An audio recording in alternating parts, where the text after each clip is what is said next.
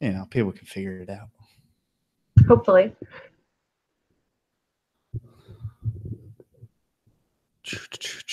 Almost. Almost. My thing says it's live now. Oh no, we are live. Oh no. Welcome to From the Ground Up podcast. So a few things. Oh no, I kept your thing going. Oh no, I already messed things up. Oh no. See, this is what happens when the girl isn't here. I know. I forgot to mute the other thing. Anyway, welcome to From the Ground Up podcast. A few things to get out of the way. We do have available animals. We do have ball pythons for better or for worse, and corn snakes. So if you want to check out some of the stuff we have available, Theportcitypythons.com, or just send me a message if I haven't gotten it up yet, because there's plenty of stuff like that. Or there's plenty of stuff that I may ask our guest today what the hell it is. And that's probably why I haven't put it up for sale yet, because I don't know what it is. So today we have on Sarah Mohr of Sarah's Snake Shop. Also, a brand new author of a book in which last time we had her on almost a year ago, this was like, I feel like you just kind of formulated the idea of what you were going to write about and everything. And it wasn't even like an actual thing. And now it's a real book just a year later. Yeah. So give us a little overview of what it was like writing your first book. Well, I wasn't even going to write this book. Writing a book and publishing a book is something I've always wanted to do, but I never thought that it would be corn snakes. I have like 4 or 5 different books that I've started, none of which are related to corn snakes in any way. But then one day, well, see, I'm the main admin of a group on Facebook called Cornsnake Morph ID Help. So if anybody has issues with their cornsnake morph, please feel free to join. And we do a monthly like morph of the month thing. And people were asking me, well, how did this morph come about? Well, who found this? And who figured out that these two morphs look exactly the same are actually different? And so I started doing this research for just for the group. And then I thought, well, I'm going to get ahead of the group and I'm going to compile this information just for future months. And then it just sort of became more of a reference for me because the group ultimately decided that they didn't really care about the history. So I was like, well, if you guys don't care, I'm just going to keep compiling the information for myself. And so I did, and I kept doing research and kept like keeping all the links to everything. And then I slapped on a cover that my brother designed and published it. That's it. That's the story. I think I worked really hard on it. I actually probably from start to finish spent about 8 months on it, which if you know anything about writing a book, that's not very long.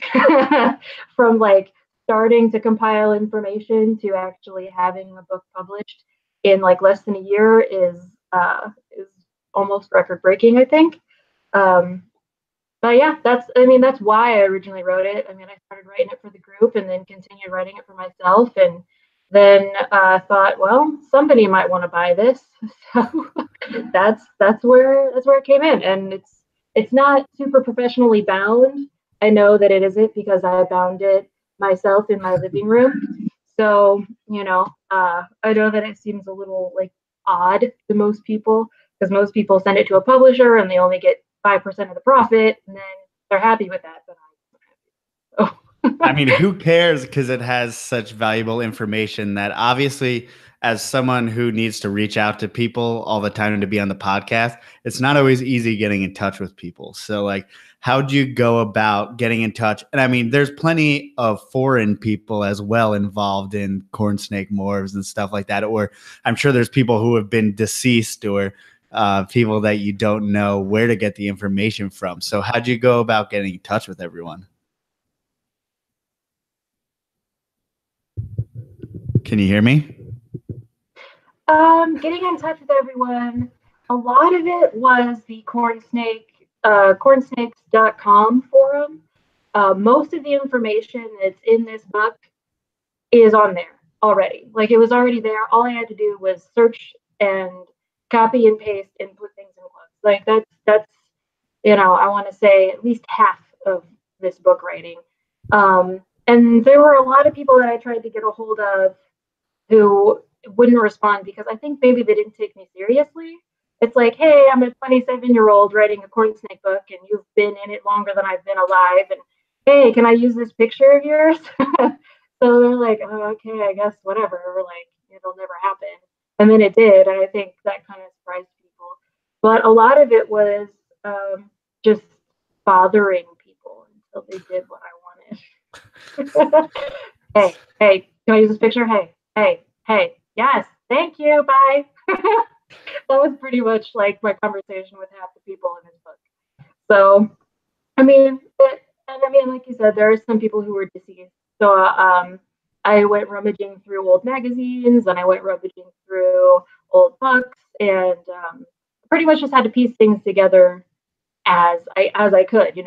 There's still strawberry in this book is like I couldn't find any information on where it came from. I found out who proved it to be its own gene, but I couldn't find anything else on it. Like really, I mean, it's been around for a long time, but nobody came out of the woodwork to say I'm the one who discovered this gene, and so the book just states, well, it's been around a while, but I don't know. So it wasn't easy, but it was fun. It was nice to make new connections. I finally started. I talked to Sean Nealon for the first time, and he seems like a fun guy. And he's actually going to be buying a lot of the books to sell in his shop. So you can purchase them from me directly, purchase them on eBay, and also purchase them from him once he actually gets them. Right now, I had to have the printers print more, and they're all booked up for, no pun intended. They're all booked up right now. They can't print more of mine yet, but soon. Cool. So how many did you print originally? Originally, I had 30 printed, and about 10 of those went to contributors for free, or very cheap. And so then I sold about 20 pretty quickly, and I had another, I think, 50 printed after that, and I've sold all but 20 of those.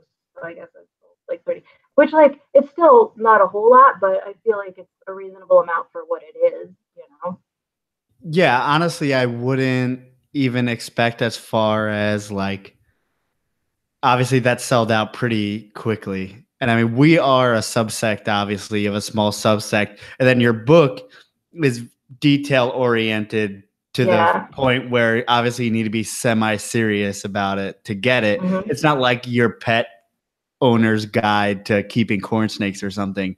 It is like the history of the corn snake hobby in through each morph, which is super interesting. And it's super insightful, especially for people who want to know where everything comes from. And how did you go about kind of, there's so many question marks still of kind of how things work, whether it be weird enhancing genes or whether it's red coat, red factor, buff. So how did you dispel things? And are there still like some things that you're in the air about? There are definitely things that are still in the air. I have a whole section in the book on unproven morphs. In the very beginning, I make a distinction between morph and mutation. And the morph being any deviation from the norm, which is what a cultivar is. Anybody who is sort of in biology, a cultivar is more of like a plant-based term. Most people don't use it for animals.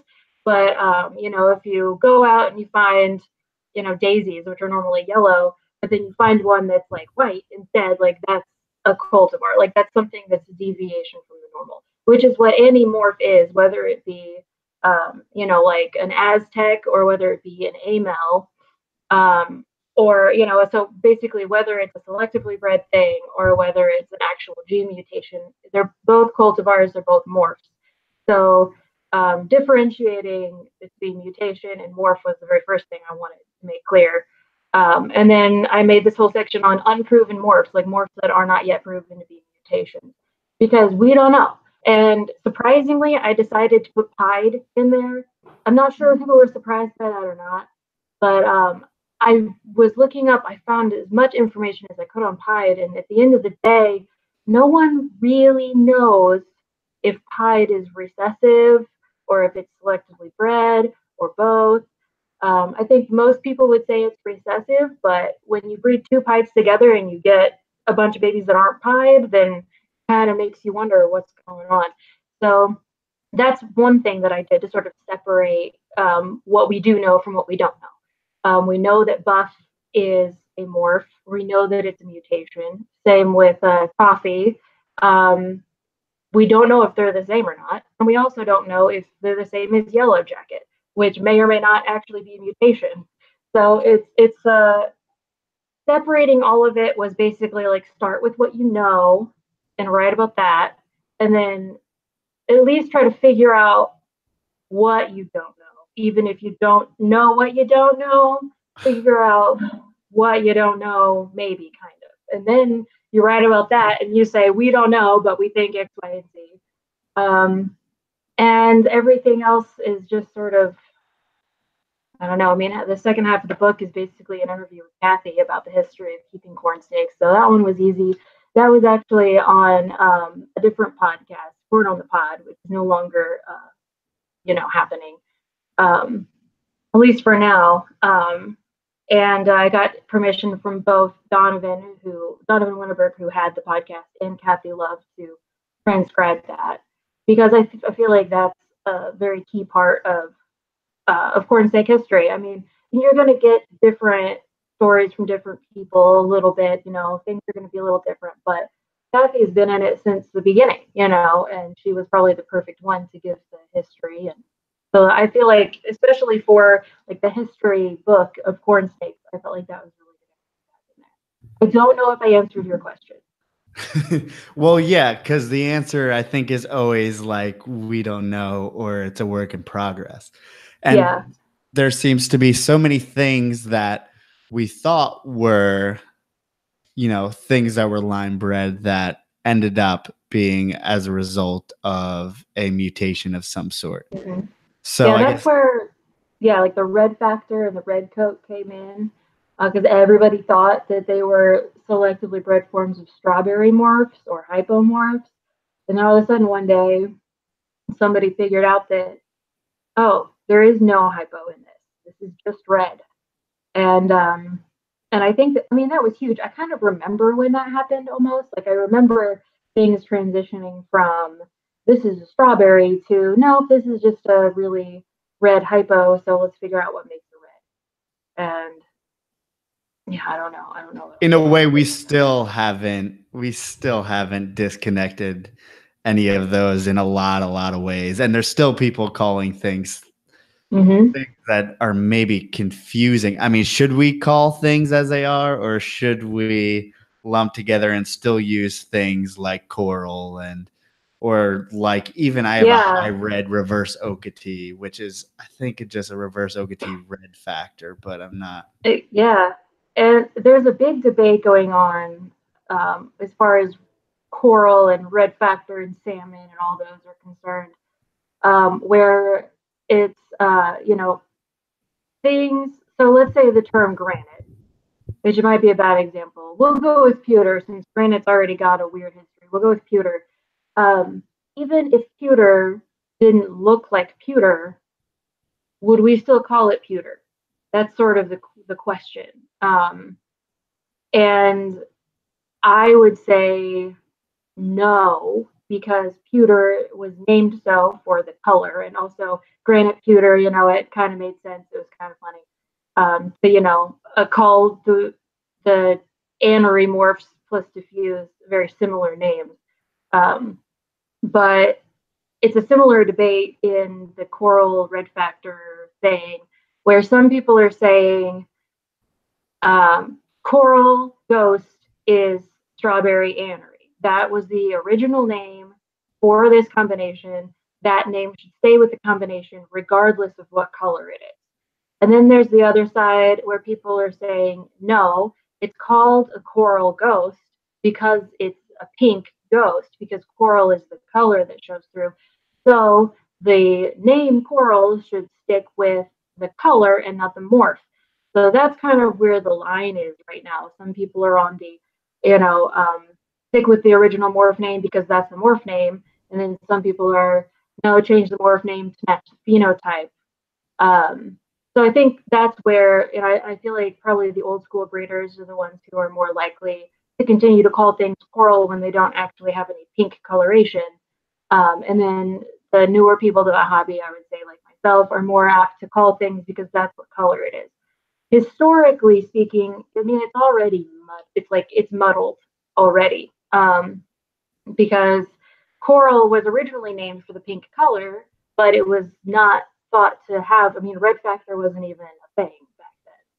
So that's one reason that there's such a big debate, and one reason that I stress so much in my book that if you are buying or selling corals or salmons or anything in any of those lines, whether it's snows or ghosts or whatever, make sure you know exactly what genetics are in that animal. I'm sorry, I live next to trains, so you're going to hear that. I didn't notice that the last episode, at least I don't remember. But before the interview, I heard like one go by. But yeah, it's like every hour on the hour. So sorry. That's all right. So it is very, very confusing, especially because when I originally bought my collection, I'm buying from someone who names it, for the most part, the old school way. And I just always went like that. And then when I showed you, like, hey, is this a coral ghost? Is this blah, blah, blah? Because I won this strawberry and ghost. And you were like, no, that's not really how that works. And I was like, damn, well, I guess everything's a ghost, probable, whatever the hell. But yeah. I mean, I just think as long as we're all on the same page and as long as the buyer, which I mean, you see posts on Facebook groups every single day that the buyer usually don't know what that, they were sold. I saw the other day a California Oakity. You see California silly things. Yeah, so it was like a California red Oakity or something that this person posted up, and it was just I don't know. I don't know where these people, because people, whether they misheard someone at a show, because mostly people are buying corn snakes as pets. So I think it's important for us to at least do our due diligence to say, this is what things are. And that's kind of why I like to spell it out as much as I can, even though I may not even be, I'm definitely not informed as you as far as what's what.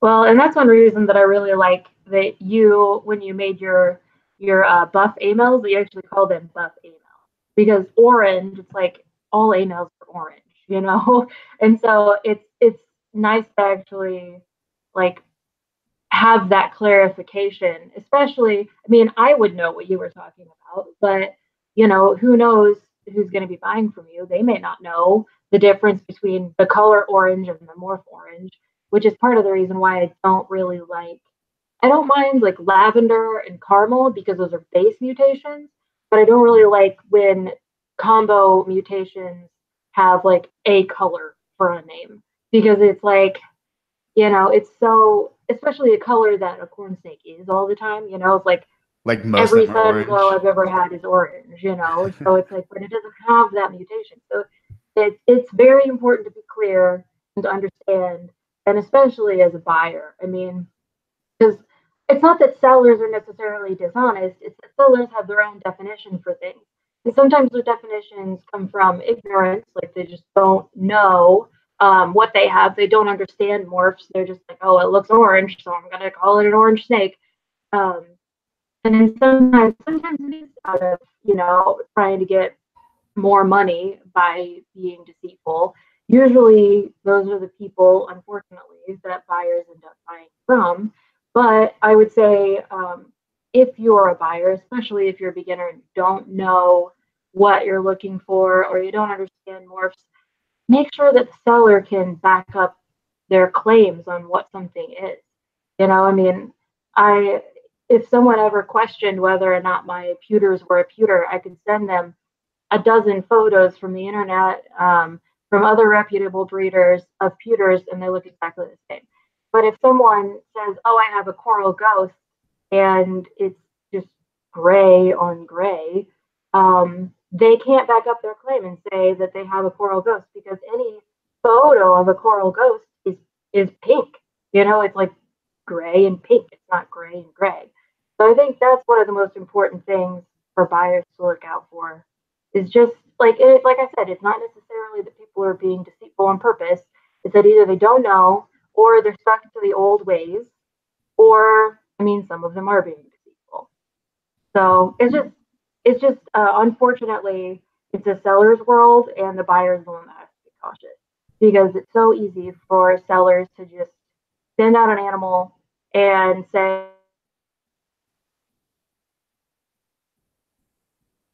Oh no. We lost you, something Sarah. block them. Oh, you're back.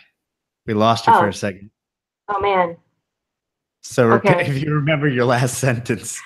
What was the last thing you heard me say? I have no idea.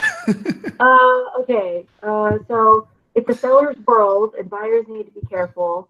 And it's so easy, especially now with social media, to just, a seller who is being deceitful can just send off an animal and block you, and be like, "It's out of my hands now, and what are you going to do about it?" Which is like I said. So unfortunately, it is a seller's world, and the buyers are the ones that have to be careful.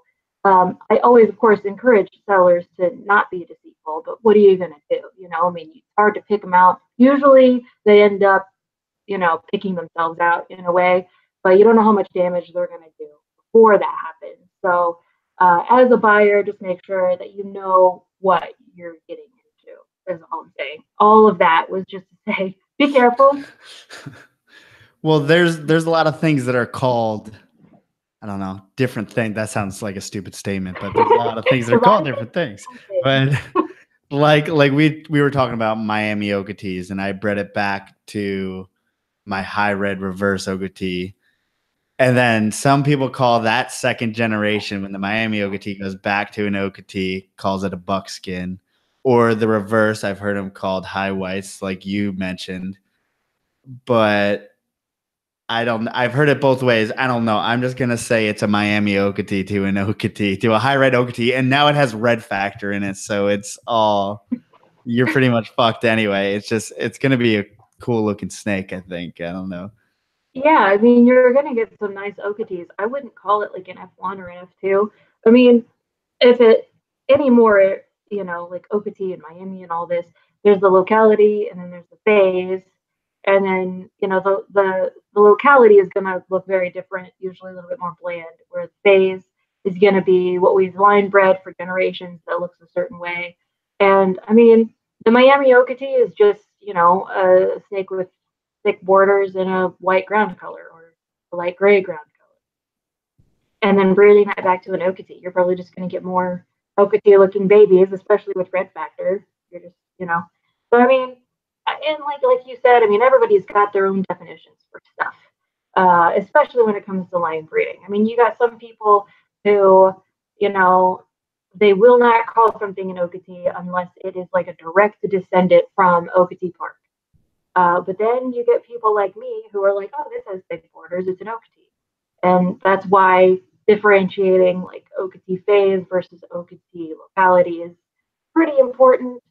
But anymore, nobody.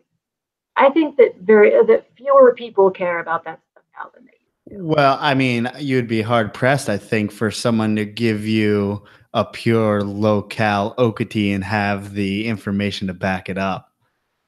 Yeah, yeah, unless they have a video of them like catching it in the field. Yeah, That's the only way you're gonna know. I think from what I hear, South Carolina is onto the fact that people collect over there, and you obviously can't collect from the Oketee Hunt Club anymore, from my understanding. So Yeah, I don't think you're supposed to. I see Jasper County corns, which are essentially the same thing, right? They're very similar. I think that Oketee Park is in Jasper County, so Right. I think I'm really. It's funny. Like I wrote this whole book and still have no idea where half the stuff is. I even read through it again this morning to refresh my memory, and I'm like, I think it's in Jasper. There's just too much stuff to remember at some point. Which is why I started writing it down instead of like trying to keep it all in my brain, because I have the worst memory. It's short-term memories out the window. Now, But I know that you're going to do multiple parts, so where are you going next in this series of books? the next book, which is like 95% done, is going to be on localities and selectively bred traits, hybrids.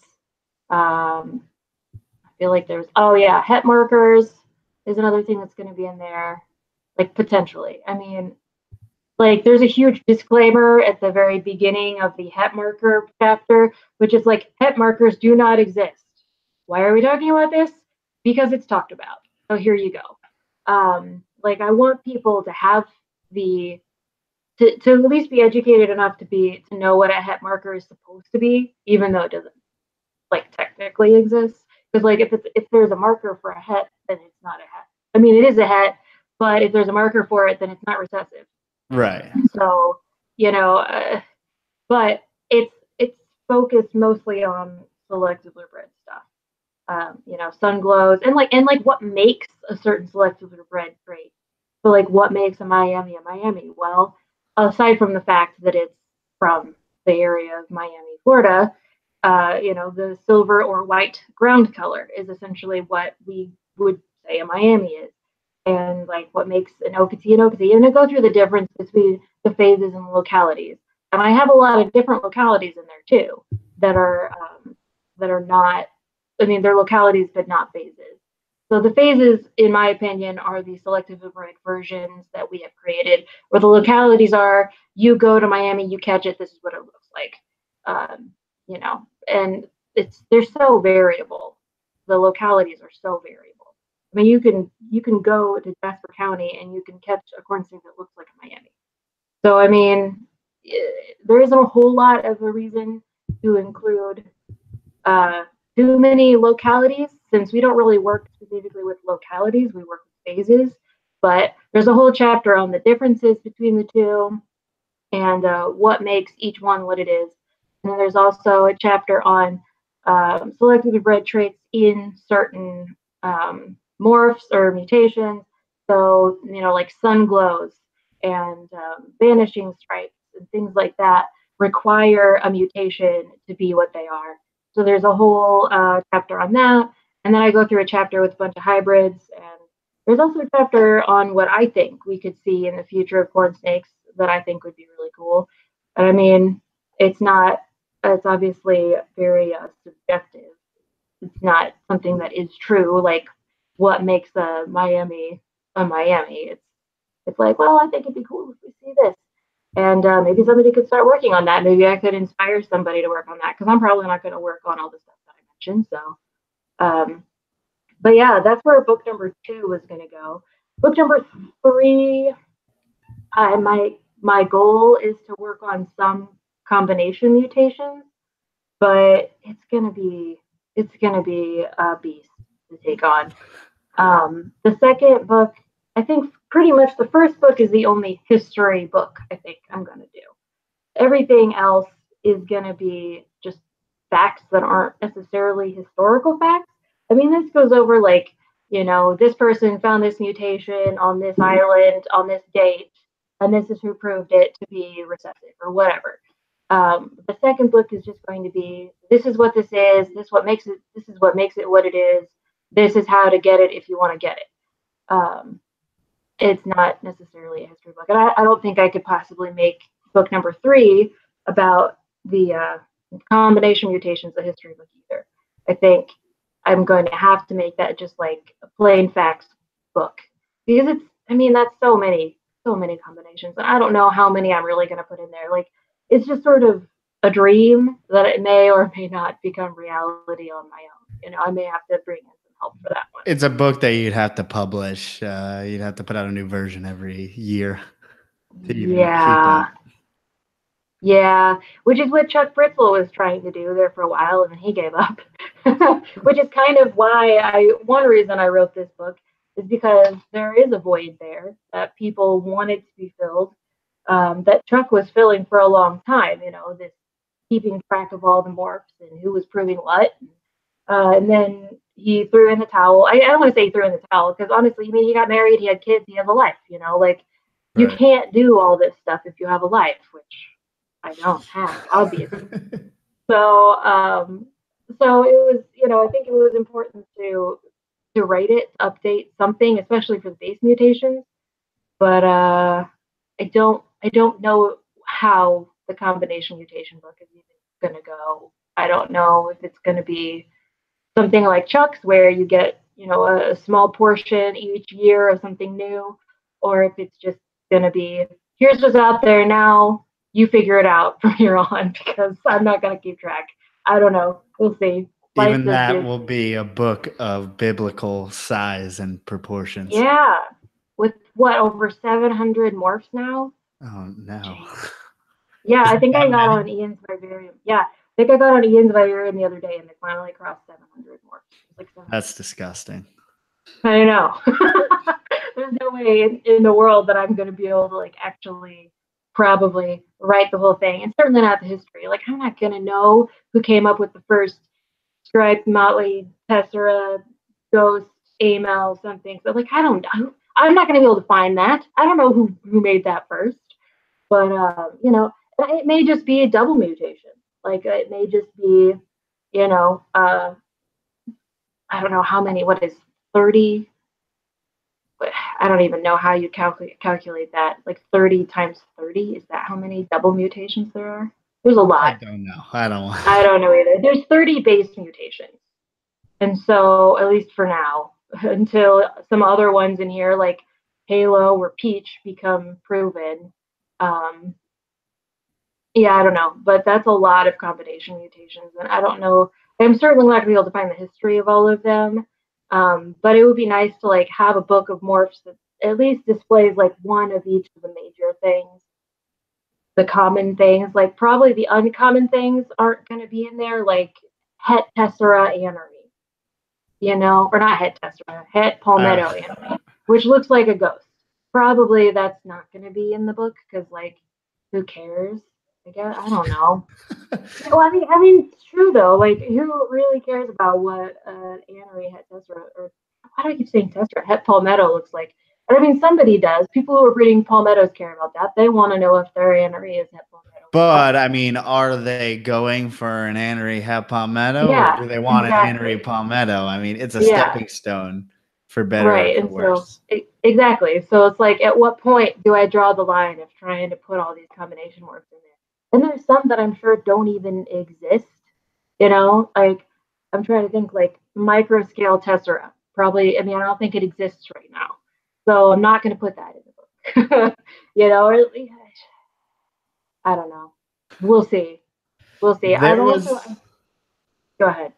there was something that I caught a hint of you posting about Sunkissed, and Uh-huh. which is cool because there's something I've seen in Sunkissed is that I tend to hatch out like two distinct looks of Sunkissed.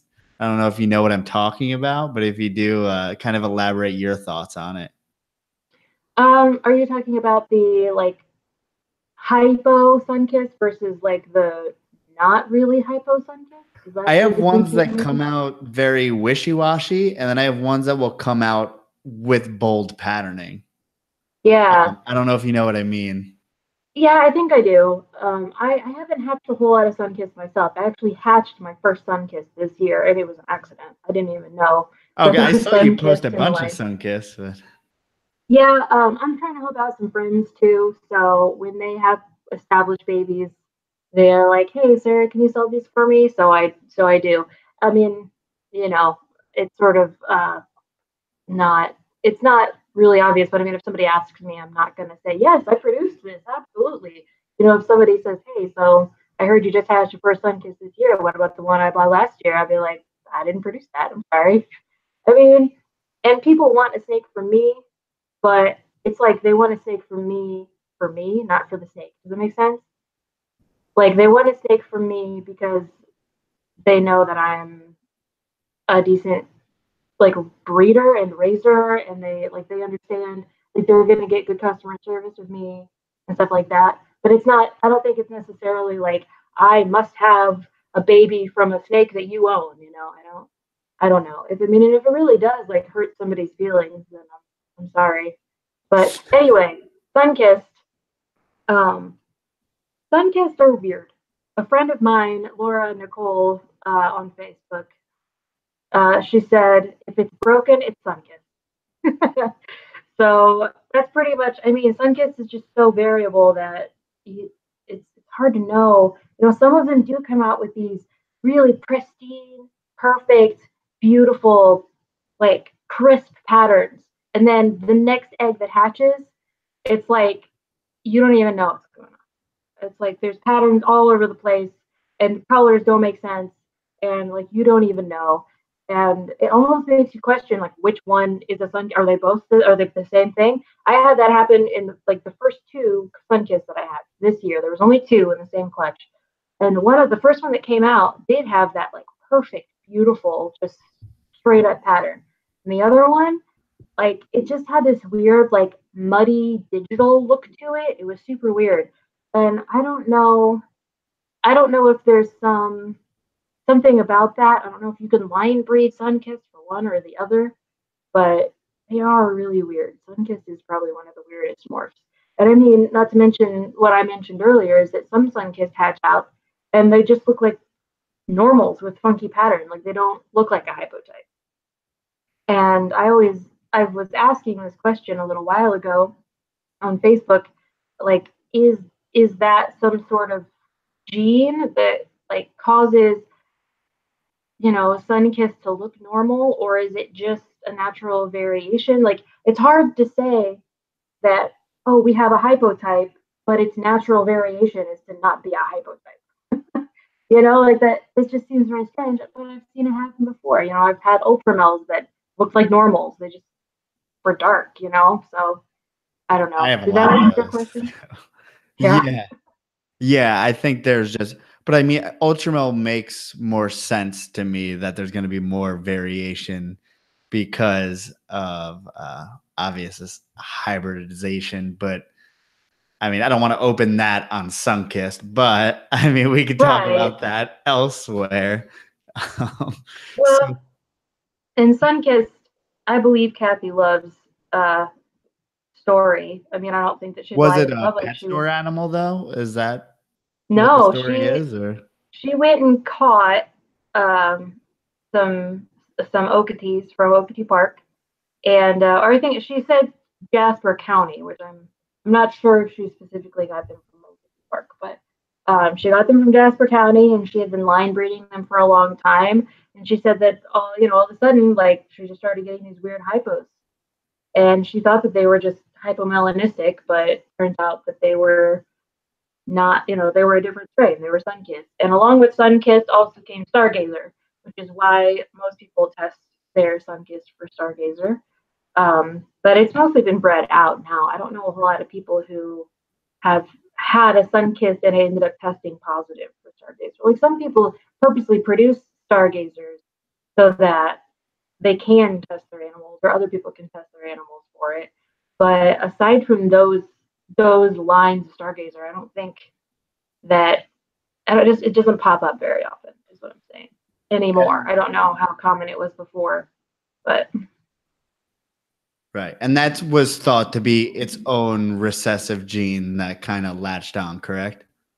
yeah, yeah. When she said that when she started proving it out, she proved, of course, that Stargazer was separate because you know she said in the interview something like, well, you know, obviously you have stargazers that aren't Sunkissed and Sunkissed that aren't stargazers. So after some test breeding, she proved that it by itself was just a recessive gene that happened to spawn in her Okatee collection around the same time as Sunkissed did. Um, but I think that the original stargazers were all Sunkissed. I think that was sort of. I don't think that there weren't too many original um, stargazers that were just Okatees. I think that they were mostly Sunkissed, and then she sort of split it out after that. Yeah. So I mean, So obviously, when you have a recessive, then obviously you end up breeding a lot of siblings or a lot of things that are related. Or since obviously you're trying to get the visuals, so that makes sense. But I mean, and people ask me if mine are stargazer line tested. It's like, I don't know.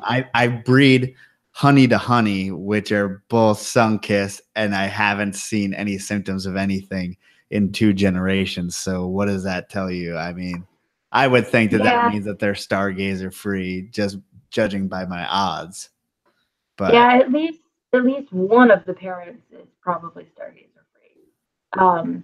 I need to test the sire mine because the sire to mine was also the sire to the dam of mine. So it was a father-daughter breeding. So he brought a Sunkissed into my collection. So he's the one that I've got to test. I really don't want to. I keep trying to find his breeder, but I cannot find who produced him. I can't find it. Which, I mean, most people can.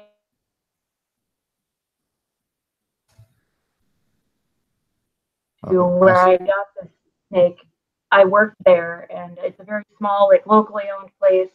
And so I figured somebody might remember the name of. Oh, hi. Hi. The chair? no, sorry, I didn't set up the chair.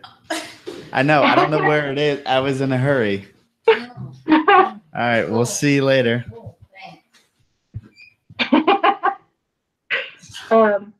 But yeah, so I don't even know what I was gonna say. Something about stargazer and something. Oh, yours is on. It's not likely that there is. I mean, you could probably ask who you bought them from. Normally, they know. Like all the Sunkissed that I have for sale right now came from a friend of mine, and he had their grandparents tested, and they tested negative. So I at least know that they're stargazer free. So like stargazer can be in any morph. I bought a wholesale lot of ultramills when I was first starting.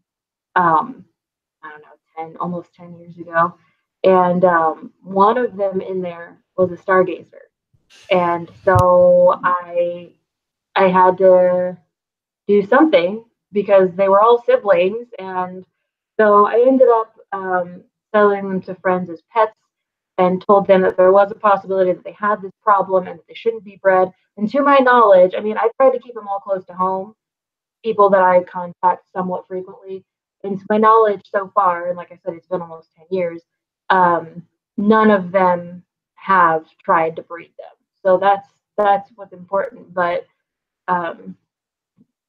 stargazer can be in any gene. It doesn't just have to be Sunkissed. It's just more common in Sunkissed, or at least it used to be more common in Sunkissed. And I guess now we can move into the Tessera. Oh yeah. So,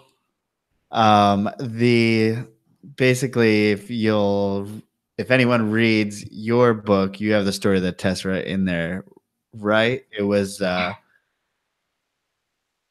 Yes, indeed. You have cut out, and I can no longer see you or hear you, by the way.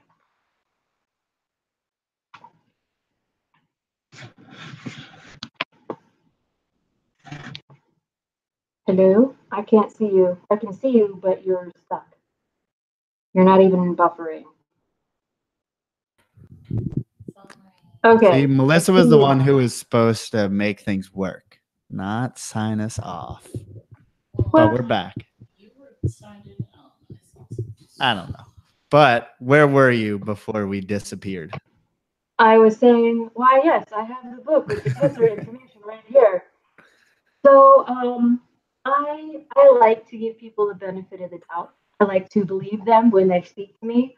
I like to believe that they are honorable people and that they wouldn't lie to the general public to make money. So I assume on the surface that I genuinely believe that the original Tesseras were not hybrids.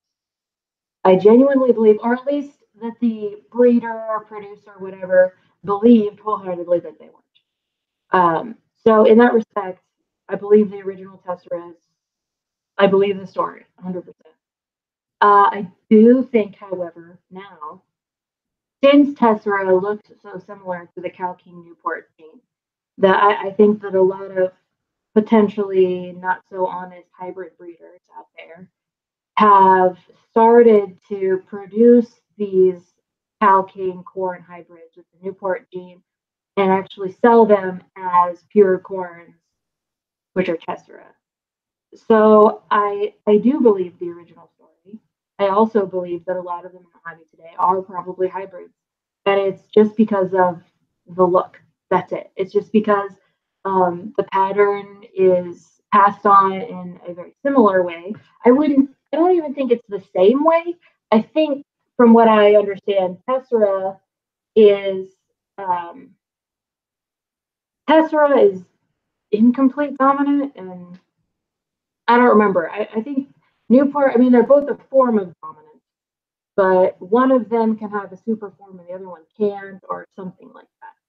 I've heard mixed things. That's why it's so confusing. And wouldn't it be if it was truly dominant? Would it be they would all come out Tessera, or how does that truly work? Not necessarily.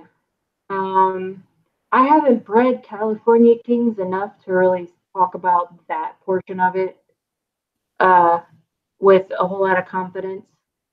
But from what I understand, I don't think that Newport can be homozygous. I'm not sure. I'm not. Oh, I know that they're both a form of dominant gene, but one of them, the Tessera, I think is more of what we would consider a normal dominant gene, and it has a super form. But for some reason in my brain, like I thought that Newport didn't have a homozygous form, but that doesn't really make a whole lot of sense either. Because I feel like any genes have a homozygous form. So I'm not sure. I don't know if Newport maybe looks different in a homozygous form than a heterozygous form. Tessera doesn't. Tessera, I mean, people have tried to find little tiny things about a homozygous Tessera that's different than a heterozygous, but it's so minuscule that it doesn't, no one's going to notice. It's like this little stripe by the eye is slightly thinner than it would be on a normal Tessera. Like, no one's going to notice that. So I mean, I don't I've also know. seen all different variances in things like belly pattern and pattern in general in Yeah. Tesseras to begin with. Yeah, and everybody says that when they breed a tessera to something else, the non-tessera babies from that clutch all have a very strange color to them. They all have like an extra layer of color. That's what I've heard many people say, an extra layer of color. And Whatever that means. I don't. yeah, I know. And I actually produced my first tessera to non-tessera clutch this year as well. And the tessera that came out looked like a regular old whatever Tessera. But the non-Tessera that came out was so weird looking. And I actually just sold him, but I have pictures of him, and he's really colorful, and he almost has this weird like sunset looking pattern, like not pattern, but like the top of his ground color is sort of like tan, like you'd expect a normal ground color to be. But as you move down, it's like yellow, like it keeps getting yellower, and it's very strange look. And so, and of course, people say, well, that doesn't pass on, beyond that generation. So if you breed two Tessera siblings together that have this weird look, it doesn't necessarily pass on to their offspring. But that almost, in my opinion, seems like even more evidence of possible hybridization and not less evidence.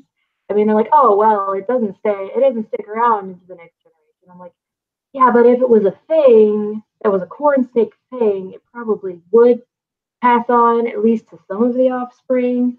But since it doesn't, it almost makes it seem like there's something else going on. I don't know. I mean, I wasn't there, but I don't want to throw anybody under the bus or point fingers or make people think that all Tesseras are hybrids, because the honest answer is we don't know. But there's a lot of evidence, if you're looking for evidence, to the hybrid theory, for the hybrid theory hypothesis, I guess. I And like that's the official name now, the hybrid yeah. theory. the hybrid theory. So I try to be serious. I try to be really precise with my words so that people don't misconstrue what I say. Sometimes I fail, especially when there's enough alcohol involved. But um, yeah, so the belly patterns, in my opinion, are probably the biggest evidence for hybridization, like possibly because I mean, like there's no other corn snake morph that has such a varying belly pattern. I mean, there just isn't. Like, there's no mutation. Like, and you're gonna have your odd ones out once in a while. Like, I've had Motleys that had belly checkers here and there. Same with stripes. And I mean, you're gonna have that, but it's not. It's so much more common in Tesseras, and it's from what I've heard from some people. Um, the original Tesseras their patterns were so crisp and so clean.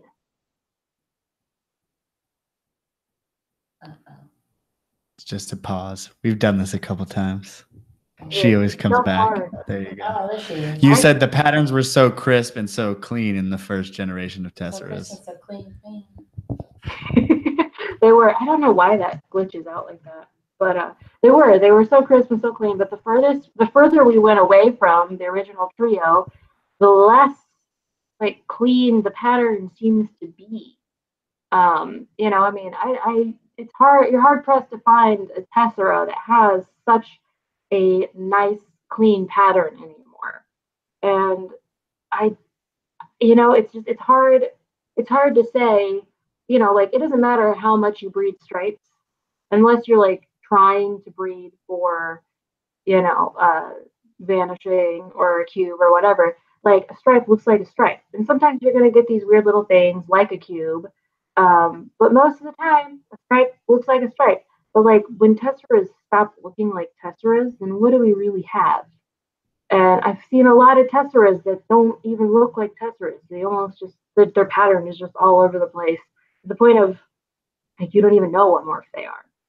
So I think that leads you to believe it's a hybrid because it's coming out with such different. I think that is evidence that could support the hybrid hypothesis of Tessera.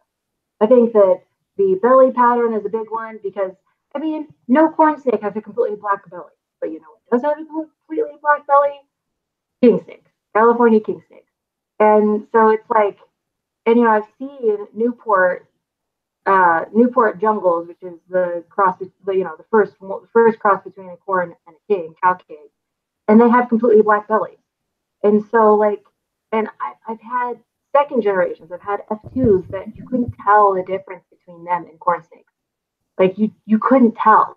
I mean, maybe the color had a little bit more saturation, but that could be easily explained away from red factor or some other gene like that.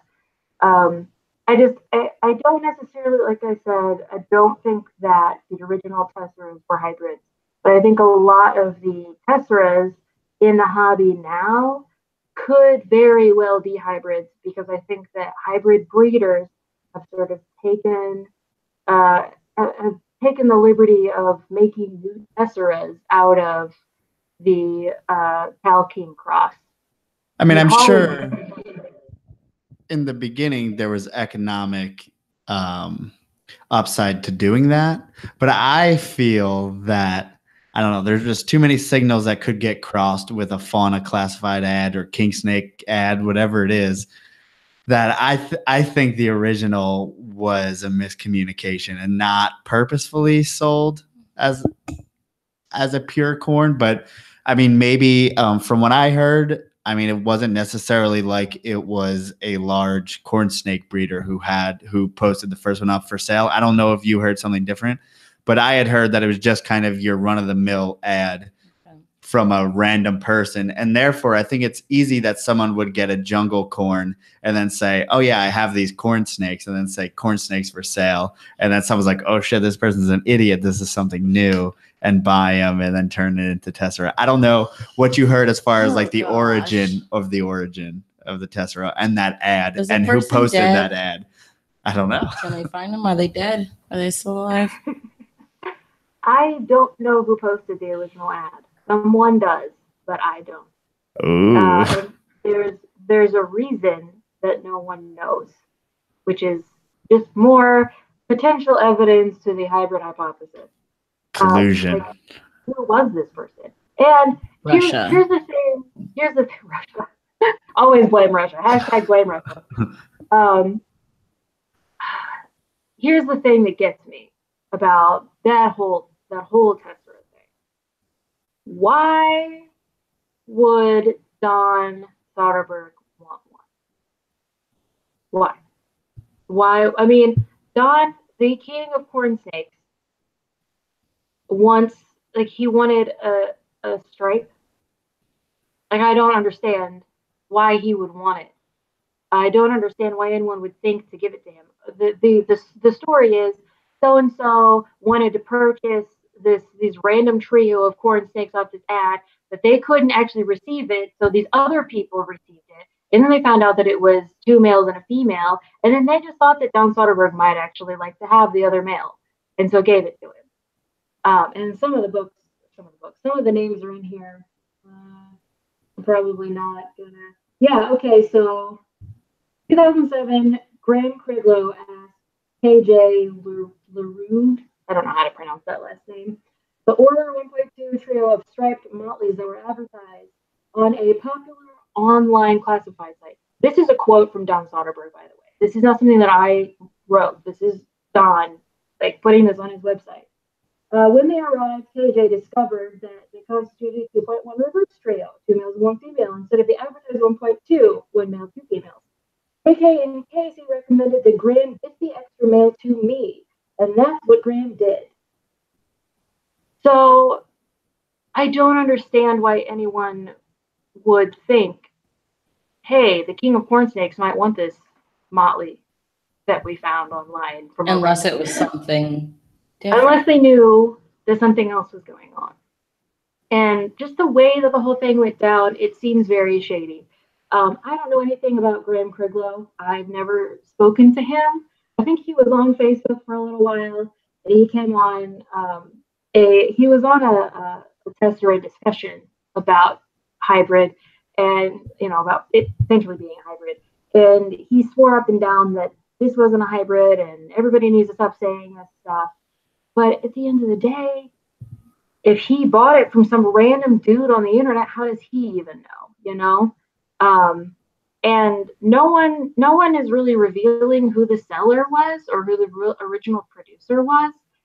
So like you said, it could be, even if somebody just, went to a pet store down the road and got 2 corn snakes, or 3, I guess, corn snakes, thought they were a trio and then decided they couldn't keep them anymore, so sold them online. Who would have 3 of those of a new morph randomly? Maybe group it wasn't of all 3. Yeah, Maybe but it was just the one they gave Don. did that person prove them out then and make 3 of them? That's a weird number to have. And from what I understand, the female was too young to breed when the original person sold them. And then they got the original Tessera and they bred her too early and she died young. That's just sort of a background story. But they bred her before she really should have been bred. And then she ended up passing away because she never recovered from egg laying. But since it was a dominant gene, it didn't matter a whole lot because, the males could go, breed to 5 females in a season each. So, no one really talks about, the seedy underbelly of these things. But I don't think Don the original. knows? And he's just not fully saying? I believe that Don believes that they are not hybrids. That's what I can say. I believe that Don believes that they are not hybrids.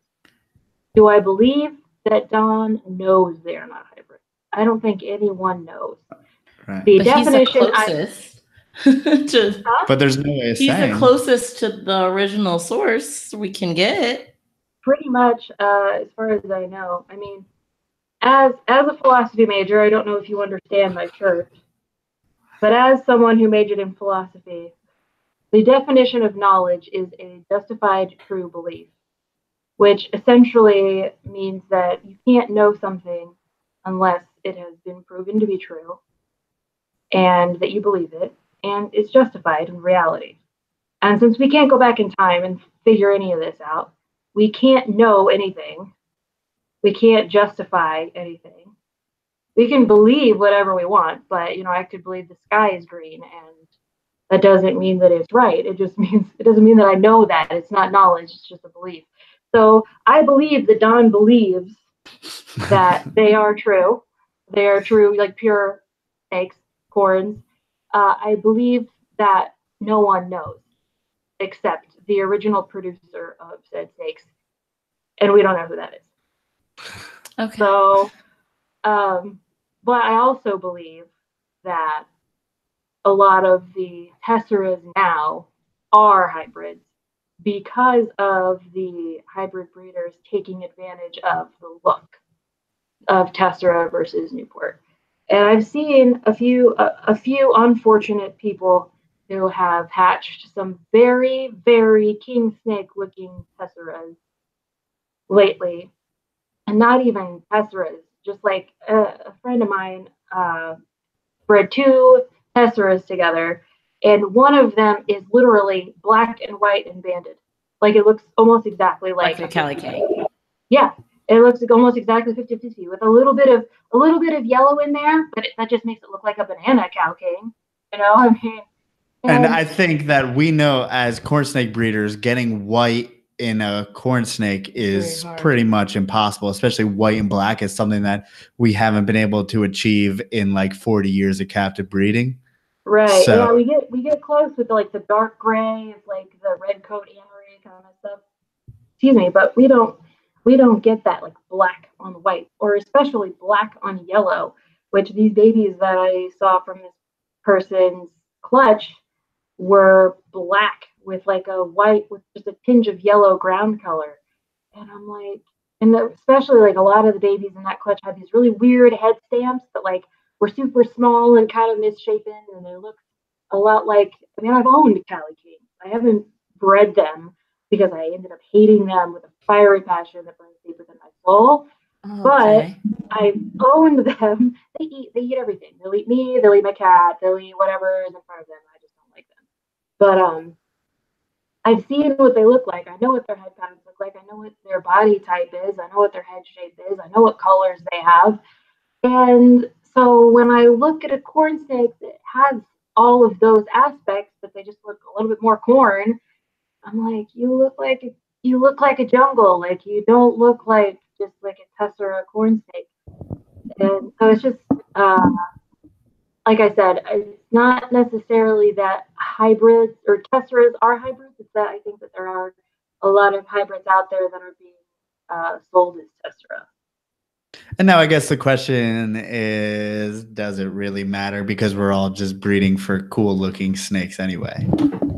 Yeah, that's a whole other thing. I personally have no problem with hybrids as long as people are honest about it, which it seems like a lot of people aren't being honest about it. But as long as people are honest about it, I don't care. I'm like, breed what you want, sell what you want. Try not to endanger your own animals or anyone else's. Like, And do you think they're sorry, keep going. Good. No, I really didn't have anything else to say. Do you think they're not being honest because so many people have a view against hybrid? Like, why not just say like this is a hybrid? I feel like so many people hybrids. There are hybrid breeders if that's their thing. I don't get the secret. And in a way, there are a lot of people who like the look of hybrids. Right. And so why not be honest? I don't, they're not hiding all the other hybrid stuff they're making. So why are they hiding this one thing? That's what I don't understand. I have never bred hybrids, so I'm not sure. I consider myself to generally be an honest person, so I'm also not sure what could be going through their heads. But I would say that a lot of it is just trying to make money, I guess. I mean, but can't you make money selling it as a hybrid? I don't know. Yeah, I think there's a lot of people out there who, like, hybrid breeders usually sell their hybrids as pets because unless they're selling to another hybrid breeder, those animals aren't going to a home where they're going to be bred. And I think that they know that, and so they can really only sell a limited number of them to breeders, because there's not a whole lot of hybrid breeders who are going to want them.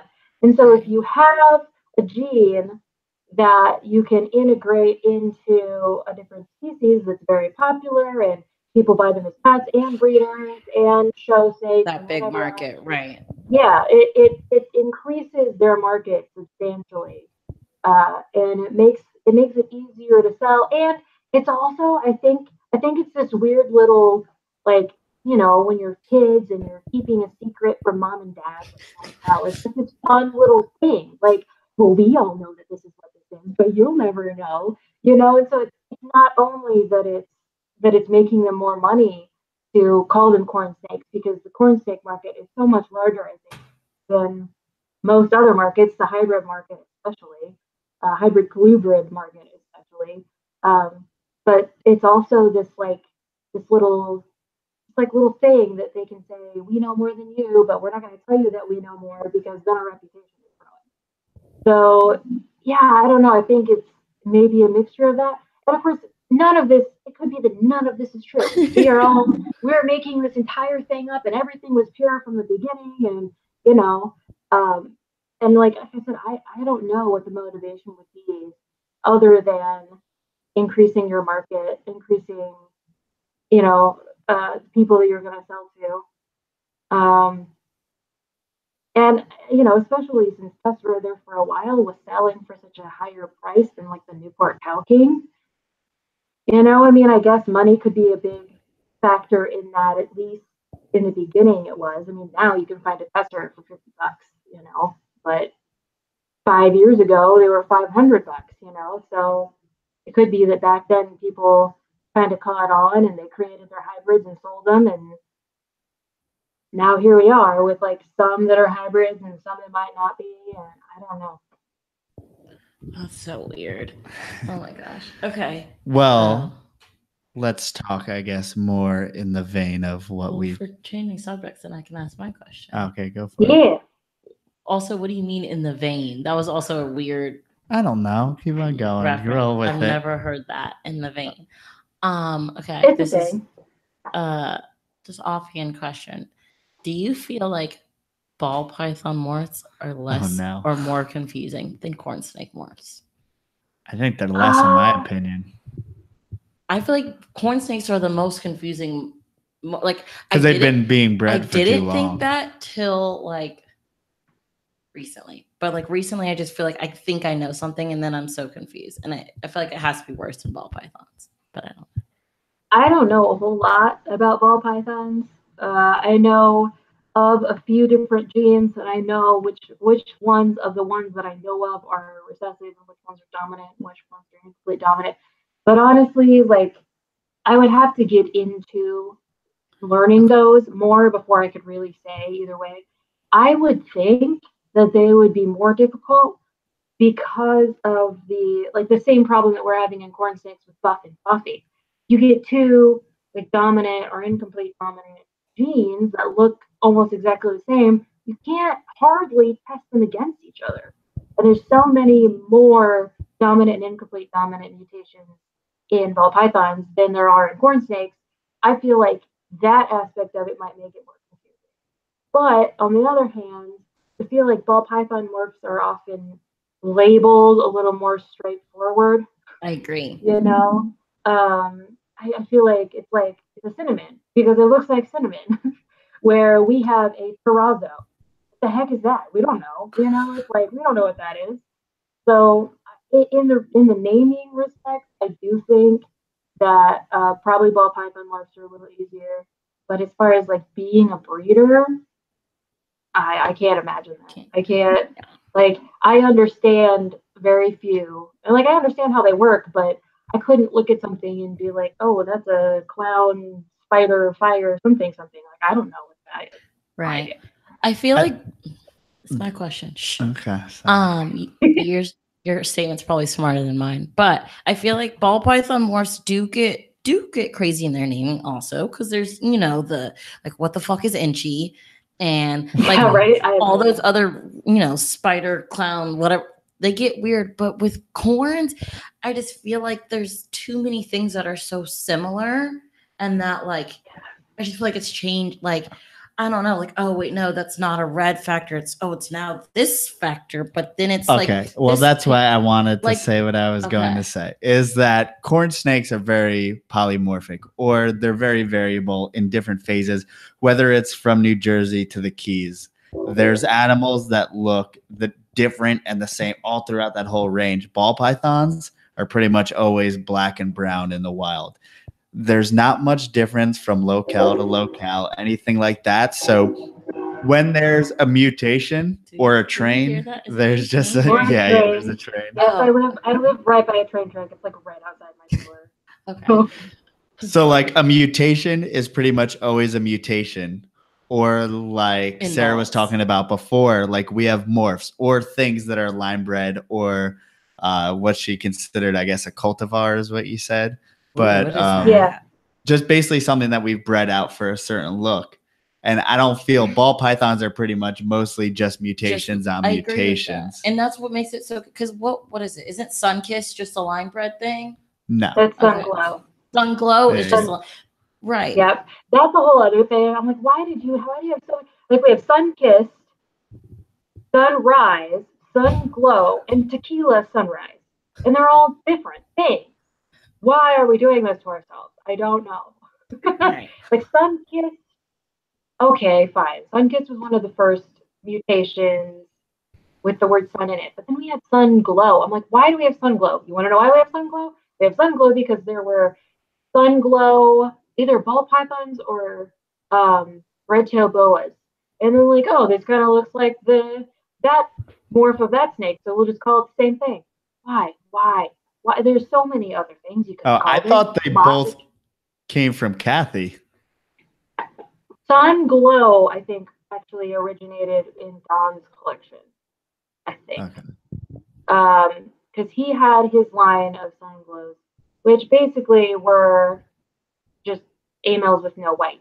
But lately, people have been saying, "Oh no, they also have to have red factor or red coat or both." And I'm like, see, that's like, I know. I have a Sunglow thing to just be a really pretty version of what the mutation is. Like once we start adding all these other names, it just loses it.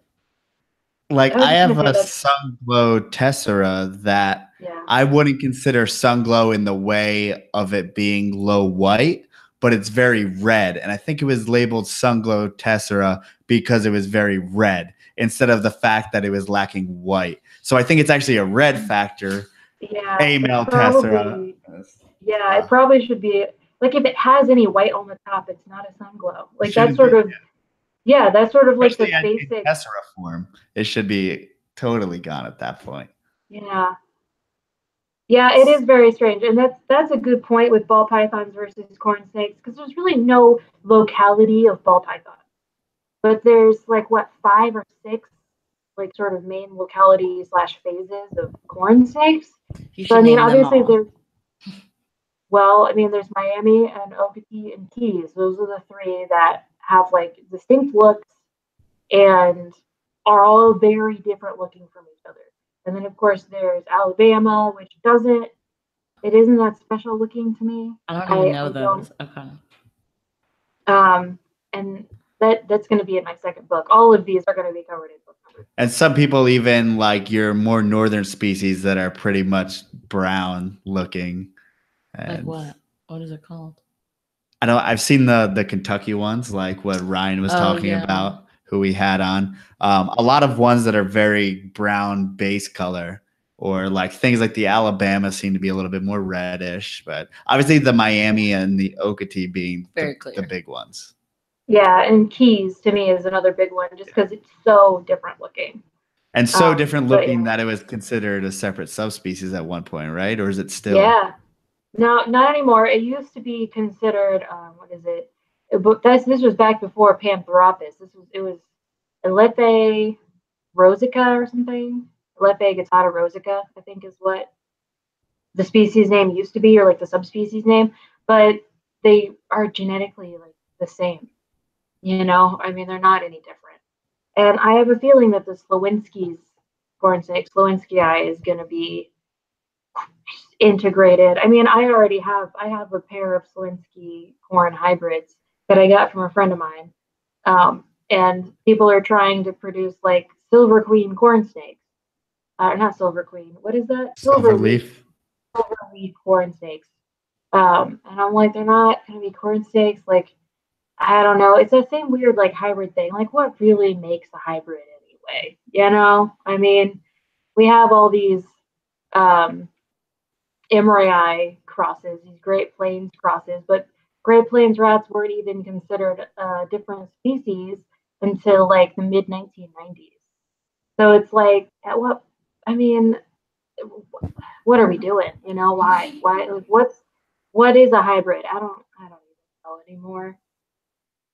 To me, I feel that Emery's are very different in like head structure, more bulldogish. As I don't know, I like to keep things Ours separate. already But then have again, I scenes very have some different. morphs that are, I have ultramel stuff, and so I would be a hypocrite in that sense. But yeah, Well, and there's also but everyone can have their own fun.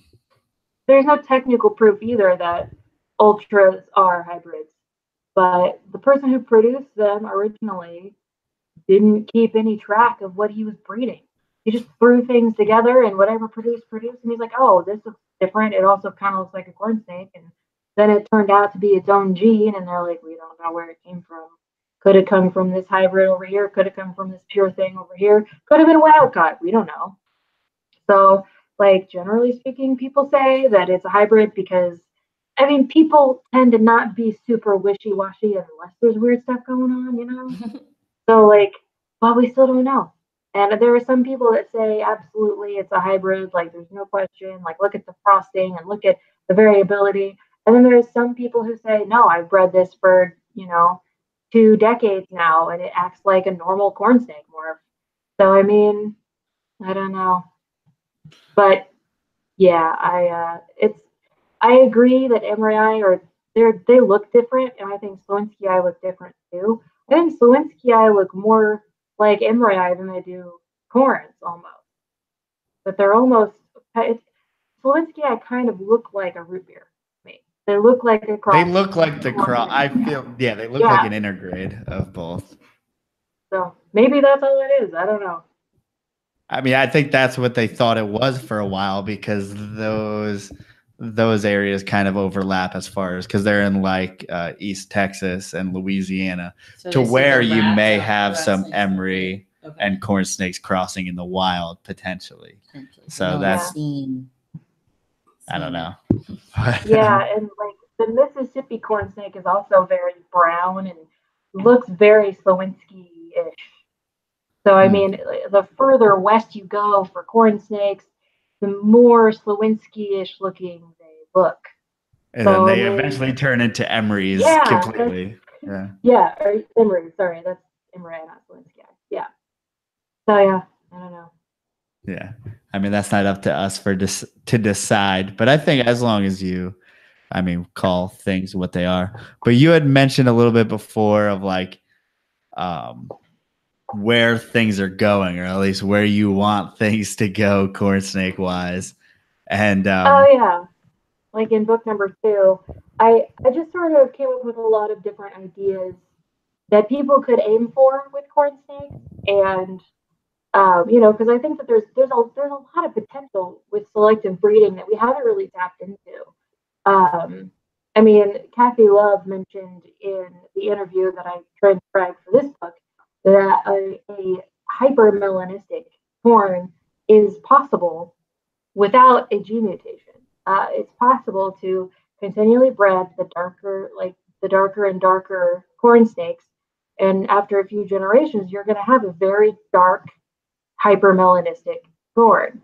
You don't have to have, and of course, I still think that the hypermelanistic gene booklet from Emorii is probably going to show up in a corn snake collection somewhere. What would be so that breeding aneries? Book 2. What? Just breeding the darker aneries over and over. Well, what I thought was interesting is that there's also a line. I know Sunshine Serpents has a line of Okatee, anery Okatees that are so extreme Okatee that they're black and gray, which I thought was really cool. That is really cool. Yeah. And I mean, you wouldn't have to necessarily be aneries to make a hypermelanistic. Because if you look at wild corns, they have a melanin distribution sort of over the whole top of their body. It almost looks like someone dumped a thin layer of like dark oil on them. They're just darker. And we've bred that out of our collections because we like the bright colored corn snakes. But if you went the other way and you kept breeding darker and darker and darker babies instead of lighter and lighter ones, you'd end up with like a red, like a dark brick red corn snake with like this dark gray background. So it would technically be hypermelanistic, but I mean, it wouldn't be a gene like chocolate, which is I think a hypermelanistic in emoryi, but it would still be dark like that. And that's something that I think we could do, but someone would have the patience to do it. And I'm not sure if anybody anymore like has the patience to really selectively breed anything. At first, back when Kathy Love was starting, Soderbergh was starting, like that's pretty much all there was selective breeding. Like all you had were the wild caughts, and if you happened to get a gene mutation, you were lucky. Now there's so many different genes. People are like, I could wait 3 years to get this brand new morph that I want, or I could breed over the next decade and a half to maybe possibly get what I want, or maybe not. So like I highly doubt that most people are going to be aiming for a hypermelanistic corn. Or one that I thought would be cool was like a false motley, which I kind of hatched one that looked like that. Like it looked exactly like a motley, but it wasn't a motley. On the top, it had like the little spots that went all the way down. But on the belly, it was fully checkered, and there was no motley in either of the parents. It was just an aberration. But it's like Aztec or anything else like that, where you have these pattern aberrations that pop up, and you can do something with them. You can selectively breed them and hone them and make them what you want. And I think that there's a lot of different things that might come up, like more borderless corn snakes. Like the only borderless corn snakes you really see are sunglows, and that's the A-male version. And once in a while you see like a mask or an anery, but I think it would be really cool to have, a line of borderless corn snakes. But I think that using keys to get there would be a good idea. And utilizing things like Miami to make that light ground color. That's how we came up with candy cane and high whites. Like making high white Okatees was a combination of, just reverse Okatees and Miami. Like if you combine that light ground color with the thick borders, you get a high white reverse Okatee. And so there's just stuff like that. Of course, I don't have a copy of book 2 in front of me because it's not published yet. But there was just stuff like that. I was sitting there brainstorming, like, what could we do with what we have? And I think there's not a whole lot of frosted corns anymore. I feel like they used to be more common. And when I say frosted, I don't mean the hybrid frosted, which is what they think that Ultra originally came from. Andy Barr called his corn gray rat hybrids frosted corns, but I mean like with the white saddles, like the white. I still call it frosting, like it makes it more clear. But like white in the saddles that sort of washes the saddles out a little bit. And I think that it'd be really cool to see more frosted corns, especially with Miami, because you get that light ground color, and then you have these weird like saddle borders and then white on the inside of the saddles. Like I think that'd be super cool. Yeah, I was just brainstorming one day and sat down and typed up a bunch of things that's really cool.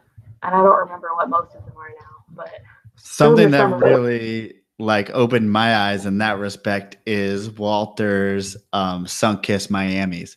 So obviously it's just a Miami and a Sunkissed. Like these aren't far out things that you need to scour, however, and they're not hard to make, but it makes an animal that's just crazy. So you take an amazing Miami, put it into all these different kinds of genetic mutations that we've just been breeding, you know, our normal corn snakes, quote unquote, to.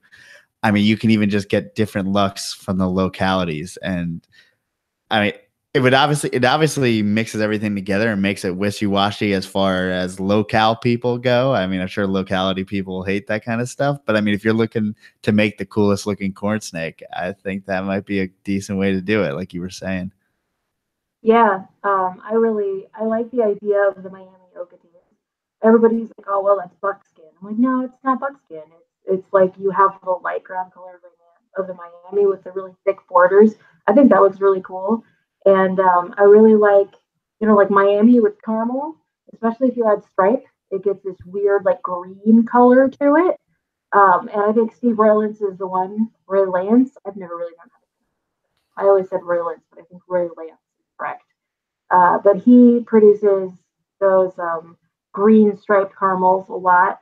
And it's just a striped caramel with Miami lineage that cause that sort of light gray ground color. But when it mixes with that yellow, then it becomes this weird green hue.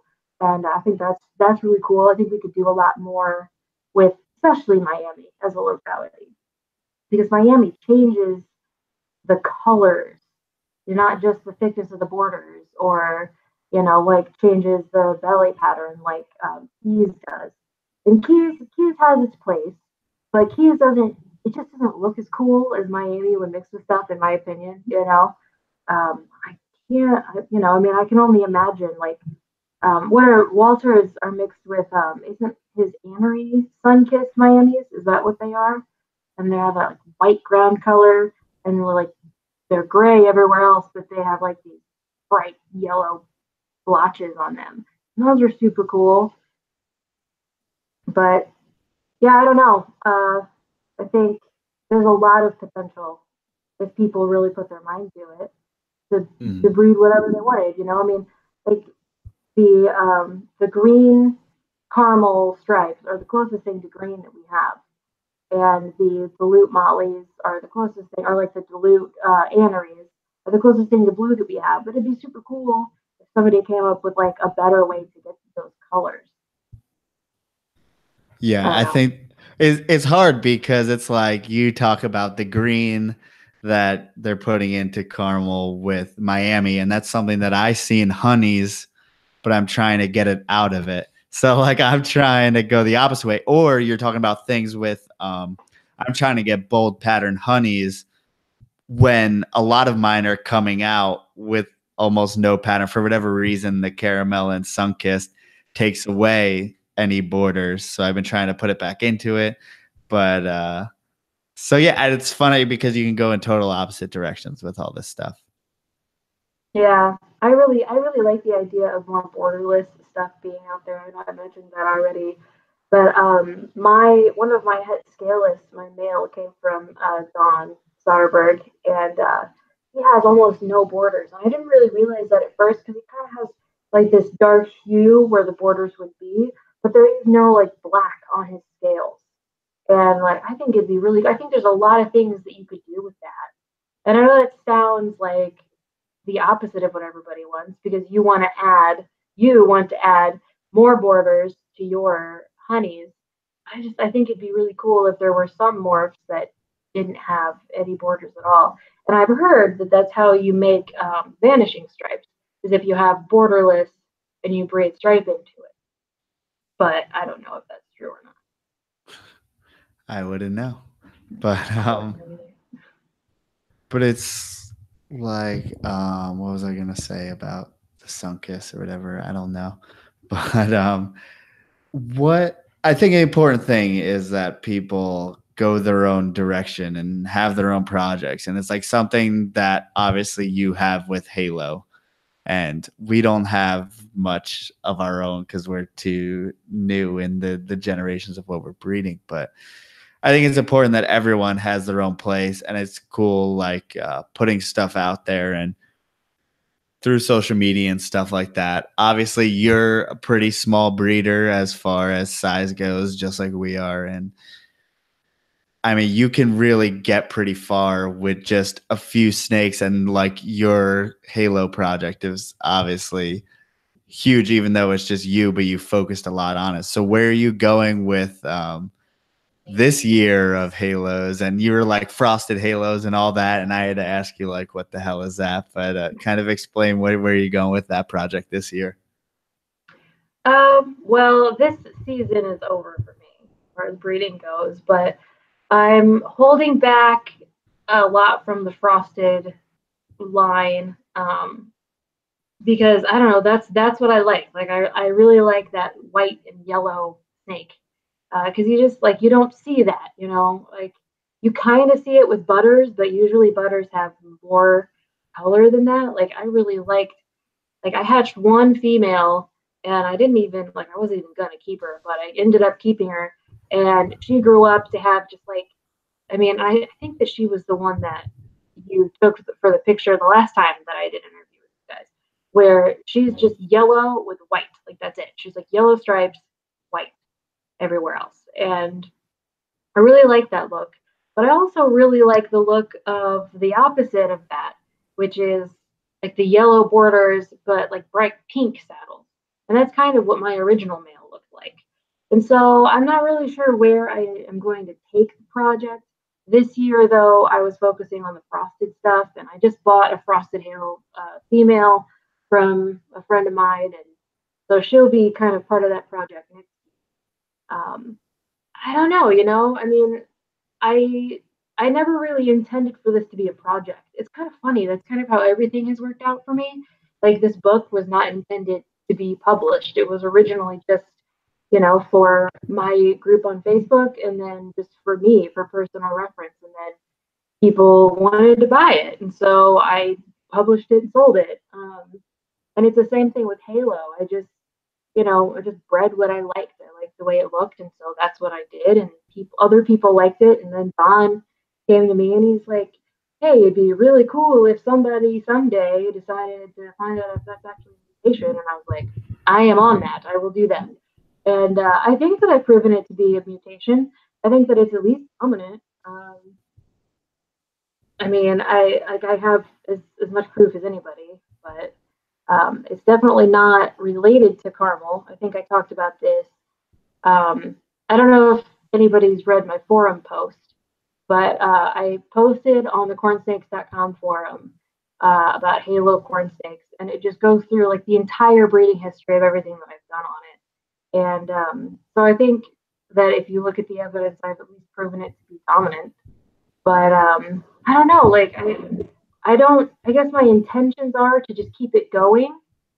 But other than that, I don't have a whole lot of like plans for it, except for the frosted halos, because I just like the way they look.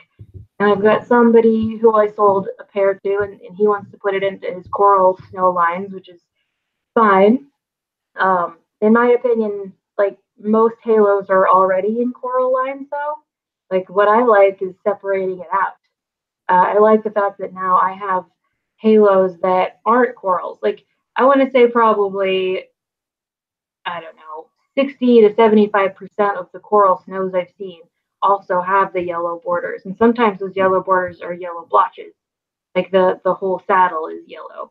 And I think that might be the homozygous version of Halo is those yellow blotches, and then like the heterozygous version is just the borders. But I don't know that for sure. I at least think though that Halo is dominant.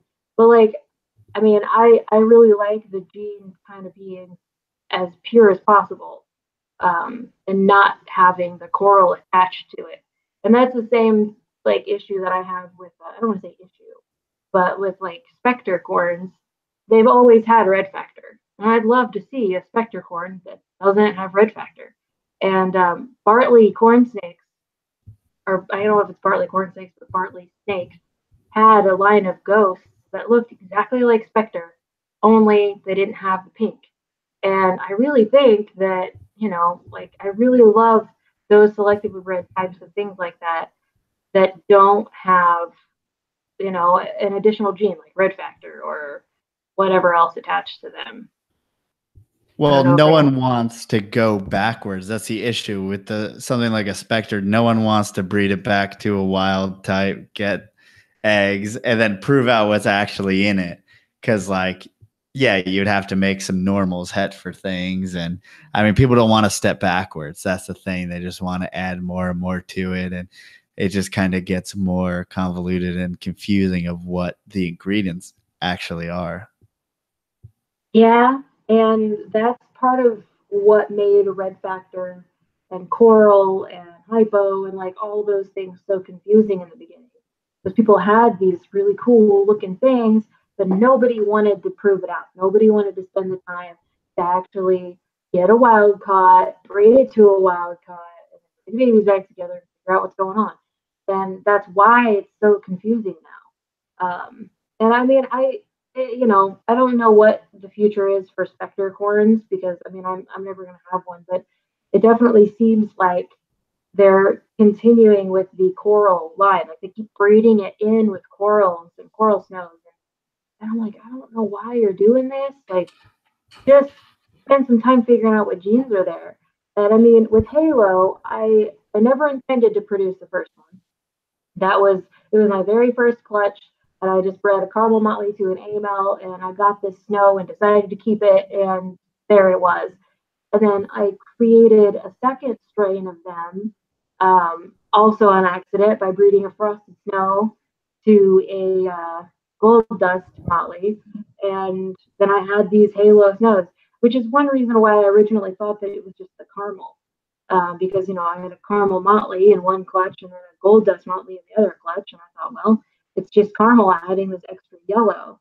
But then I see Don Soderberg posting these these highway emails that have these thick yellow borders, and he's breeding them together, and no butters are coming out. And I'm like, that means that it isn't caramel that's causing it. If it was caramel, we'd be getting butters and things like that out of halo to halo breedings, and we're not getting that.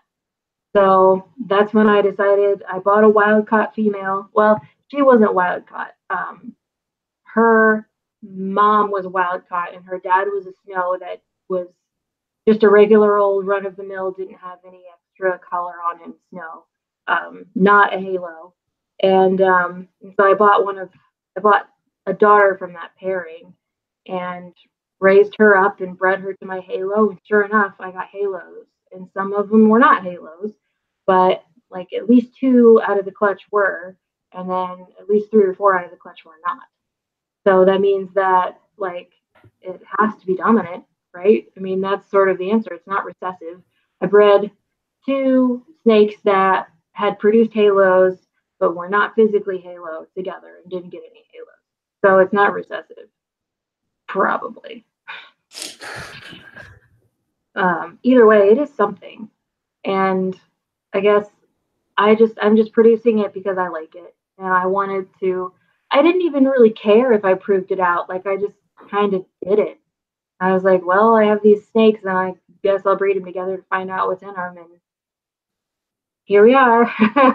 Like, I think that I'm a lot less than people think I am. Like they think that I'm this, super wise, superhuman snake breeding goddess of some kind. And I'm just a human who likes snakes and thinks that yellow is pretty. That's about it. I think it's important, though, that people are hopefully going forward pay more attention to details as far as someone, at least the people who produce so many corn snakes, that I mean it's hard to even look at the animals for so long to pick out things like red factor or like that halo animal. I think it's easy to brush over things, or you get all snows, so you wholesale them pretty much before they're even eating. And you're not actually looking at the animals individually and saying like, what's going on with this? What's going on with that? Yeah. And with halo, especially with any kind of yellow, except for like, caramel and buff and toffee and stuff like that. Nobody, and I mean, Steve Roylance bought a pair of halos from me. Roylance, sorry, I think he's mispronouncing his name, Steve. He bought a pair of halos from me when like the female was a yearling and the male was a hatchling. He raised them up and he bred them, and he just wholesales the babies to me now. I'm just like, hey, how are the babies looking? He's like, they look like snows. Instead of like give them of like like 3 figuring sheds. out which ones are halo and which ones aren't. What? Right. Yeah, I mean, give them 3 sheds that may not look like regular snows, but Yeah, yeah, and I mean, I got 12 from him this year, and a good half of them ended up being halo, which is reasonable because if it is an incomplete dominant gene, then that makes sense. And then some of them haven't gotten color at all. Some of them are just your normal run-of-the-mill snow, and then some of them are actually green blotch, which is why I think the green blotch might be the homozygous version of halo, and halo is the heterozygous version because I mean, that's kind of what you see with anything like that, like palmetto. I mean, if you breed 2 het palmettos, they look like hypos, but half the babies are going to look like them, and then a quarter are going to look like normals, and then a quarter are going to be palmettos, like visual palmetto. And that's sort of what I'm seeing with these like halo to halo breedings. I have another halo to halo breeding this year, and I'm raising up those babies now, and they're pain in the butt because they won't eat. But already I'm seeing at least, I want to say, about half are turning out to be halo. And then there's a few that definitely don't have any excess yellow. And there's a few that I'm kind of waiting to see if they turn into green blotched, but it kind of looks like they will. So, I mean, right now I have at least 3. Well, actually, I have personally like had 3 clutches. You include Steve's that he wholesaled to me, that have this pretty even distribution of half halos, half nothing, half green blotch, or half halos, a quarter nothing, a quarter green blotch. And then a friend of mine, Jessica Kimball on Facebook, she bred what I believe to be a halo blizzard with what I also believe to be a halo amel. Neither of them had very thick borders, so it's kind of hard to tell. But she produced halo babies and green blotch babies from that clutch. And so I think that that's at least 4 clutches that I can say, okay, halo to halo produced exactly what I would expect an incomplete dominant relationship like gene to do. Does that make sense? so obviously anery should erase the yellow. So obviously if you have snows, if you have amels, you must have produced aneries just by proxy somewhere down the line. Have you seen any aneries from those clutches? Yeah, I mean, I had actually the clutch where I bred the F2 female from the snow to the wild caught, and my original halo male. When I bred those, together, I got some aneries out of that, but melanin masks the halo, so you don't know if like anything. Like, there's only been one snake that I've had, and I've seen a few others. They were hypotypes that you could see the halo when they were right about 6 months old, because that's just before the melanin takes over, so much you can't see the yellow anymore. But it's just enough of the development of the yellow that it kind of peeks through. And it almost looks like an ore color, like a gold ore. You know what I'm talking about? Like if you see gold out, if you go find gold, it's not perfect, pretty gold. It's like this dirty gold, and that's kind of what it looks like on those borders of a hypotype. And I've seen it in some lavas. I've seen it in ultramels. I've seen it in strawberries. I've never seen it in any other hypotype, I don't think, though. That was just the hypotype by itself without the AML or whatever. And that's only when they're real young because they haven't developed that excess melanin yet. So that but once happens at that 6 melanin, months. say what? That happens at 6 months in Alcorns? Not well, give or take. I mean, like it takes at least 3 months for halo to show up in a cornsnake, unless you really know what you're looking for. You might be able to get it at like 1 month to 6 weeks. You might be able to see it if you look real hard. But seeing like that window, especially like in hypotypes, that window of halo comes in, but melanin also comes in and covers up the halo. There's just a very small window there where you can actually see it in hypotypes. And I had an ultramelanary that it was sort of, I guess I want to say an Okati ultramelanary from a halo breeding. And for like a month in there, she was about 4 or 5 months old. I noticed that she had like this yellow undertone to her borders. But then like a shed or two later, more melanin had come in and I couldn't see the yellow anymore. So, and I think that's kind of how it works with any haplotype that's actually a halo. You got to get it in that tiny little window where they're like about 6 months old, or you don't know. And So I mean, what do you advertise that at? You know, like do you still advertise it as a halo when it's only seen for a month? No, I usually tell people that it's from halo lines or had halo parents or whatever. And I take pretty detailed pictures of all my babies. And so if anybody wants a haplotype that is from an amel clutch, like an ultramel, I can say, all right, well, here's what it looked like at 4.5 months old. Here's the yellow, you can see it, it's there, but after this one shed, you couldn't see it anymore. And I usually don't sell them for any more money because you can't see it. And most people aren't breeding for that anyway. And most people who are breeding for it, like who want it, they want to be able to see it. And so it's sort of like, why have a gene that you can't see. You know? And so, like, unless people are breeding halo snows or halo amels or halo blizzards or halo peppermints, all of which I've seen, like, unless you have that amelanistic trait that takes away all the melanin and lets that yellow shine through, people don't care if they have a halo. If it's halo in it or not. Yeah. And so I will advertise it from being halo lines, or as being from halo lines. And sometimes I'll sell it for like maybe $5-10 more, but sometimes I don't. Sometimes it's just an anery, like anery het snow. That's it. Same price as any other anery, Even though it came from the same parents. Yeah. Even though it came from a halo parent. And I usually will tell people that it came from a halo parent.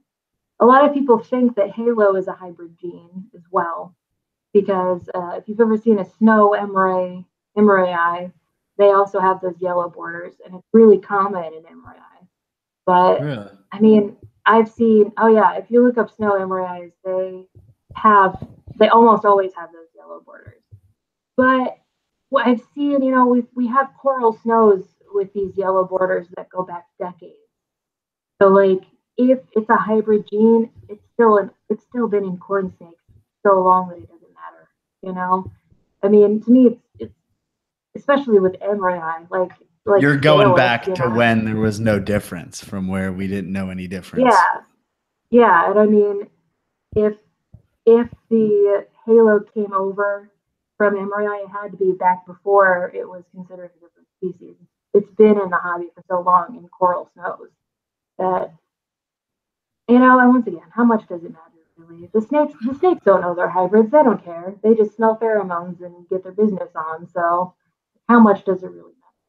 Yeah, I think it's cool though that obviously you're going for a certain look, and it's a different I don't know how to explain it, but it is kind of a different kind of yellow than you get from other pairings. And then as well, I mean, I love when the coral or the red factors mixed in with the halo and you get that like crazy, ridiculous bubblegum and halo look that obviously you're not going for, but other people are. And I don't know, it's a unique project. It's like almost making something that we all took for granted forever, which was like your regular run-of-the-mill snows, or people would get pissed when they turned yellow or something like that. Like when someone got a snow and then it was very yellow, but you're actually flipping it on. I get that all the time.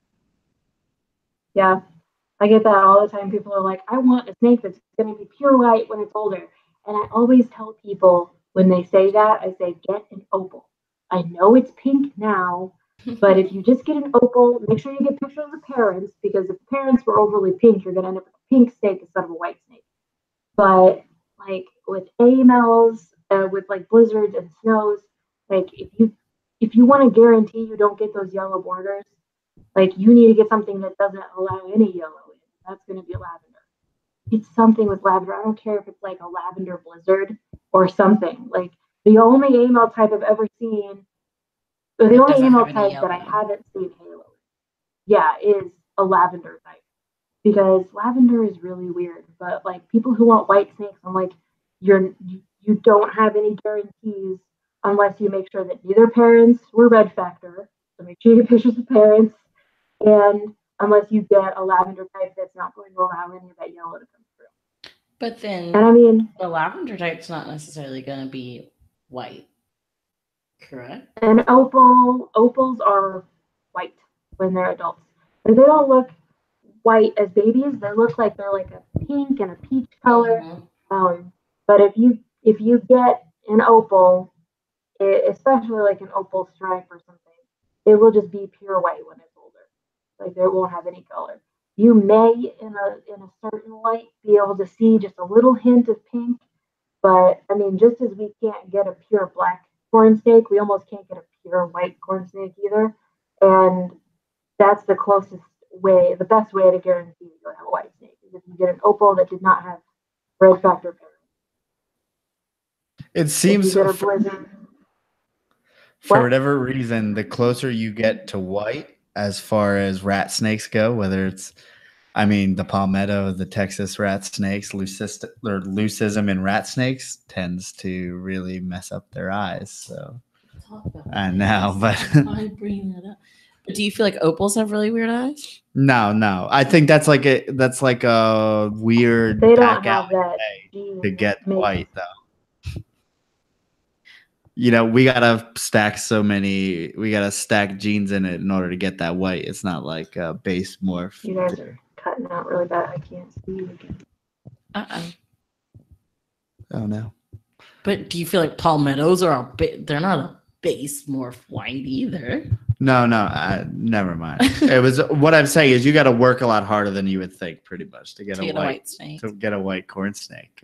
You don't think you can? So you can't line breed snows to make that yellow go away. That's what you're saying. You would have to ask Sarah. Not that I know. I mean, yeah, ask Sarah.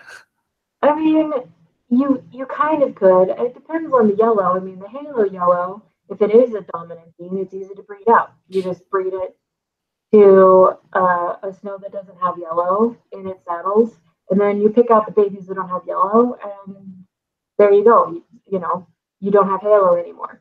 But there's also the parotenoid yellow, I think is what it's called, and it's what comes in along the cheeks and the sides and sometimes in the saddles if it's heavily saturated. And you can breed that out. A lot of people like to try to do like red coat, since red coat doesn't actually make things red. It just like boldens up. It makes the colors bold. But very few red coats have a lot of yellow. If you see red coat, it seems like red coat aneries are like black and white. Well, black and dark gray or light gray. I mean, they're not. They don't have that yellow along the sides of their cheeks like most. Like aneries can have, I guess. I don't want to say most aneries. Like aneries can have. So I mean, you could try to breed a red coat into snows to reduce that yellow, and you can line breed them to not produce the yellow in their cheeks and sides too. The issue with any yellow on a corn snake though is it doesn't develop for a while. So to get the babies you want, you have to hold all the babies. Let's say you get 15 babies out of 3 different clutches, so you have 45 babies or however many. You got to hold all of those back for at least 6 months to see what kind of yellows are coming in, and pick the ones that have the least amount of yellow, sell the rest off. Hold the ones that have the least amount of yellow back for another 6 months until they're about a year old. So it's never going to happen, basically. It could happen. It would just take a lot of time and holding back a lot of babies. They would just do the opal route rather than line breed the snows. Pretty much, it would be easier to do that. Blizzards are also more safe than snows if you don't want to get yellow, because charcoal usually prevents a lot of yellow from coming in. But charcoal is not going to prevent halo. So if you have a charcoal parent that had any yellow in its saddle borders at all, it's possible that you will get a halo charcoal. That's just so. I mean, you gotta make sure that you know what the parents look like if you can, if you're trying to get a pure white snake. Like it is hard to get anything that's just one color in corn snakes, especially. And you can try with like vanishing stripes. That's the closest thing that I've come to like a solid colored snake. Is I had a vanishing stripe red coat anery, and she was like almost completely black, but she was still actually only like dark gray, and you could still kind of see some of her patterns. Like, Do you have pictures of really that? I do. It was a very long time ago. I have pictures somewhere on this laptop. This laptop that I'm on right now is pretty new, and I haven't sorted all the pictures out. I just sort of transferred them from one place to another and popped them in there. So I'm not sure where everything is. But I could try to find a photo eventually. Probably not now because I don't know. I don't want to mess this up. But. Yeah. I'm just trying to get black and white-ish aneries. And I obviously posted one up. But yeah, adding red coat in Miami. Those are going to be the things. Well, that's kind of, I don't know if you saw, but I sold it to Gustavo like an idiot. But down again. I can't see you. But basically I made one and now it's already kind of it already got a little bit of brown in it after like the second shed, and then like damn, it still looks amazing, but it's not as black. It's a little deeper gray and a little bit more of like a maroony brown than a black.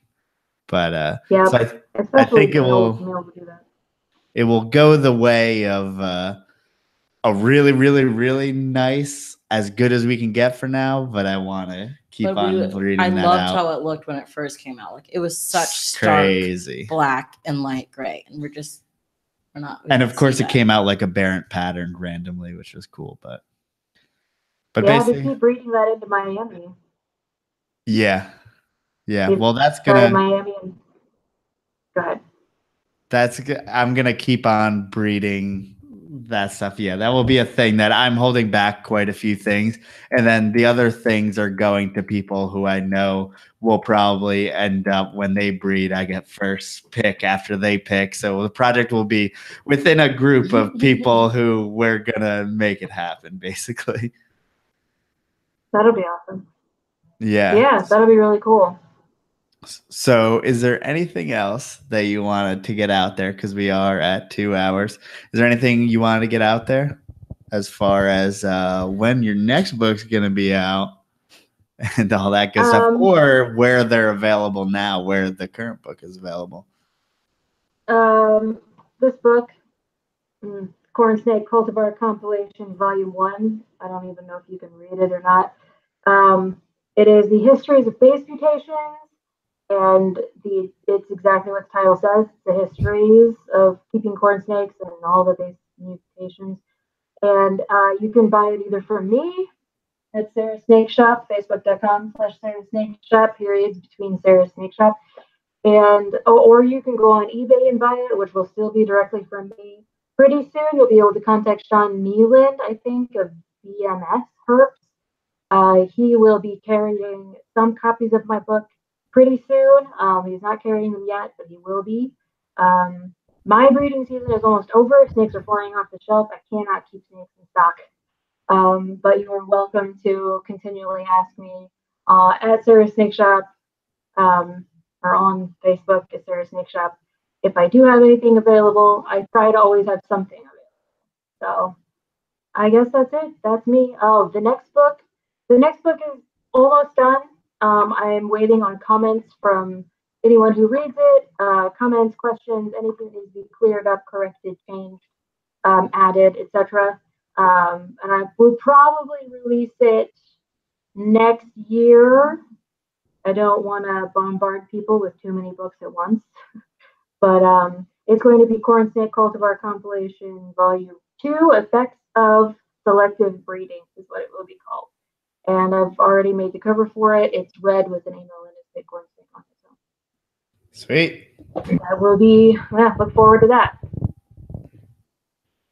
What? Were you gonna ask the question? No, now we have to. You. Now we have to. Now I that I could have mentioned not it. added it or asked it. Now you brought it up. Now we have to ask it. So they wanted they wanted to change the question, but I don't know if we are. We've been asking people the question thing. We're asking people what their favorite pizza topping was. But now they want to change it, which I'm so okay the with weirdest food that you've ever But eaten. Okay, yeah. What is the strangest food you've ever eaten?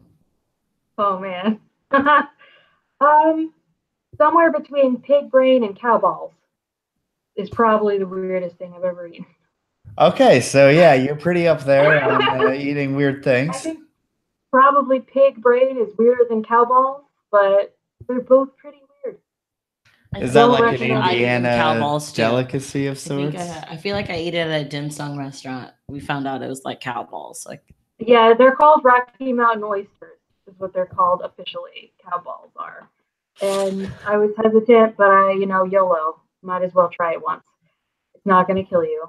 Pig brain is the weirdest thing. It was per my brother's request because he's a weirdo, and so we all had pig brain, me and my whole family.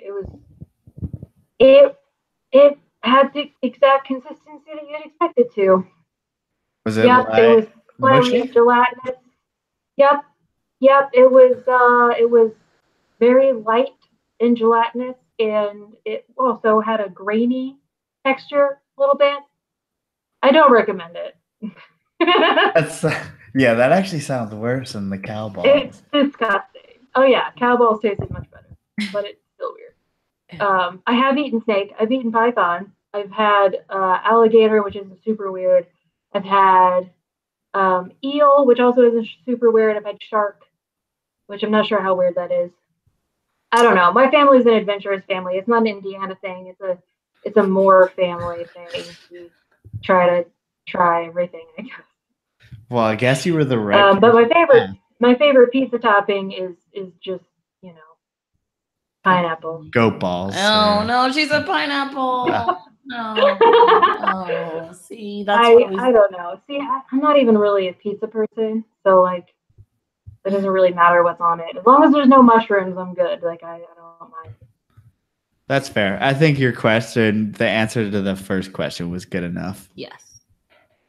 To suffice for the whole pineapple situation, but whatever. It makes up for it. Yeah. Well, obviously, yeah. You said people can contact you for your book at Sarah's Stink Shop. Obviously, they can contact you if they just want to talk to you. And then, what's the name of the group that you run on Facebook? The ID group. Cornsnake Morph ID Help is the group that I'm the administrator of, and we do exactly that. We help people with their cornsnake morphs. I have over 100 collages of different morphs that show from baby to adult, eyes, belly, photos, and also give a brief description of what the morph does and looks like. So if you have a questionable morph, you're not sure what it is, you can get on there and you can look at the collages and hopefully identify your morph. And if you still can't, you can always make a post with photos and ask everybody in the group. I comment on almost everything unless the answers are already there and sufficient. So. Awesome. Okay. And then as far as we go, PortCityPythons.com, PortCityPythons on Instagram, PortCityPythons YouTube, all that good stuff. We have some animals available, ball pythons, corn snakes, and all that good stuff. T-shirts available. That's pretty much it. Yes.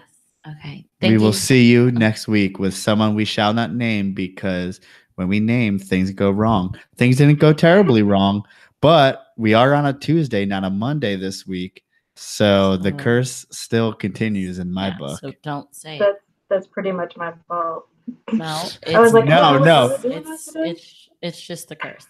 If we had it, we were at a wedding all weekend and we were not even going to make it anyway, basically, to our own podcast. So it worked out perfectly. Yeah, it's perfectly fine. Yeah. Okay.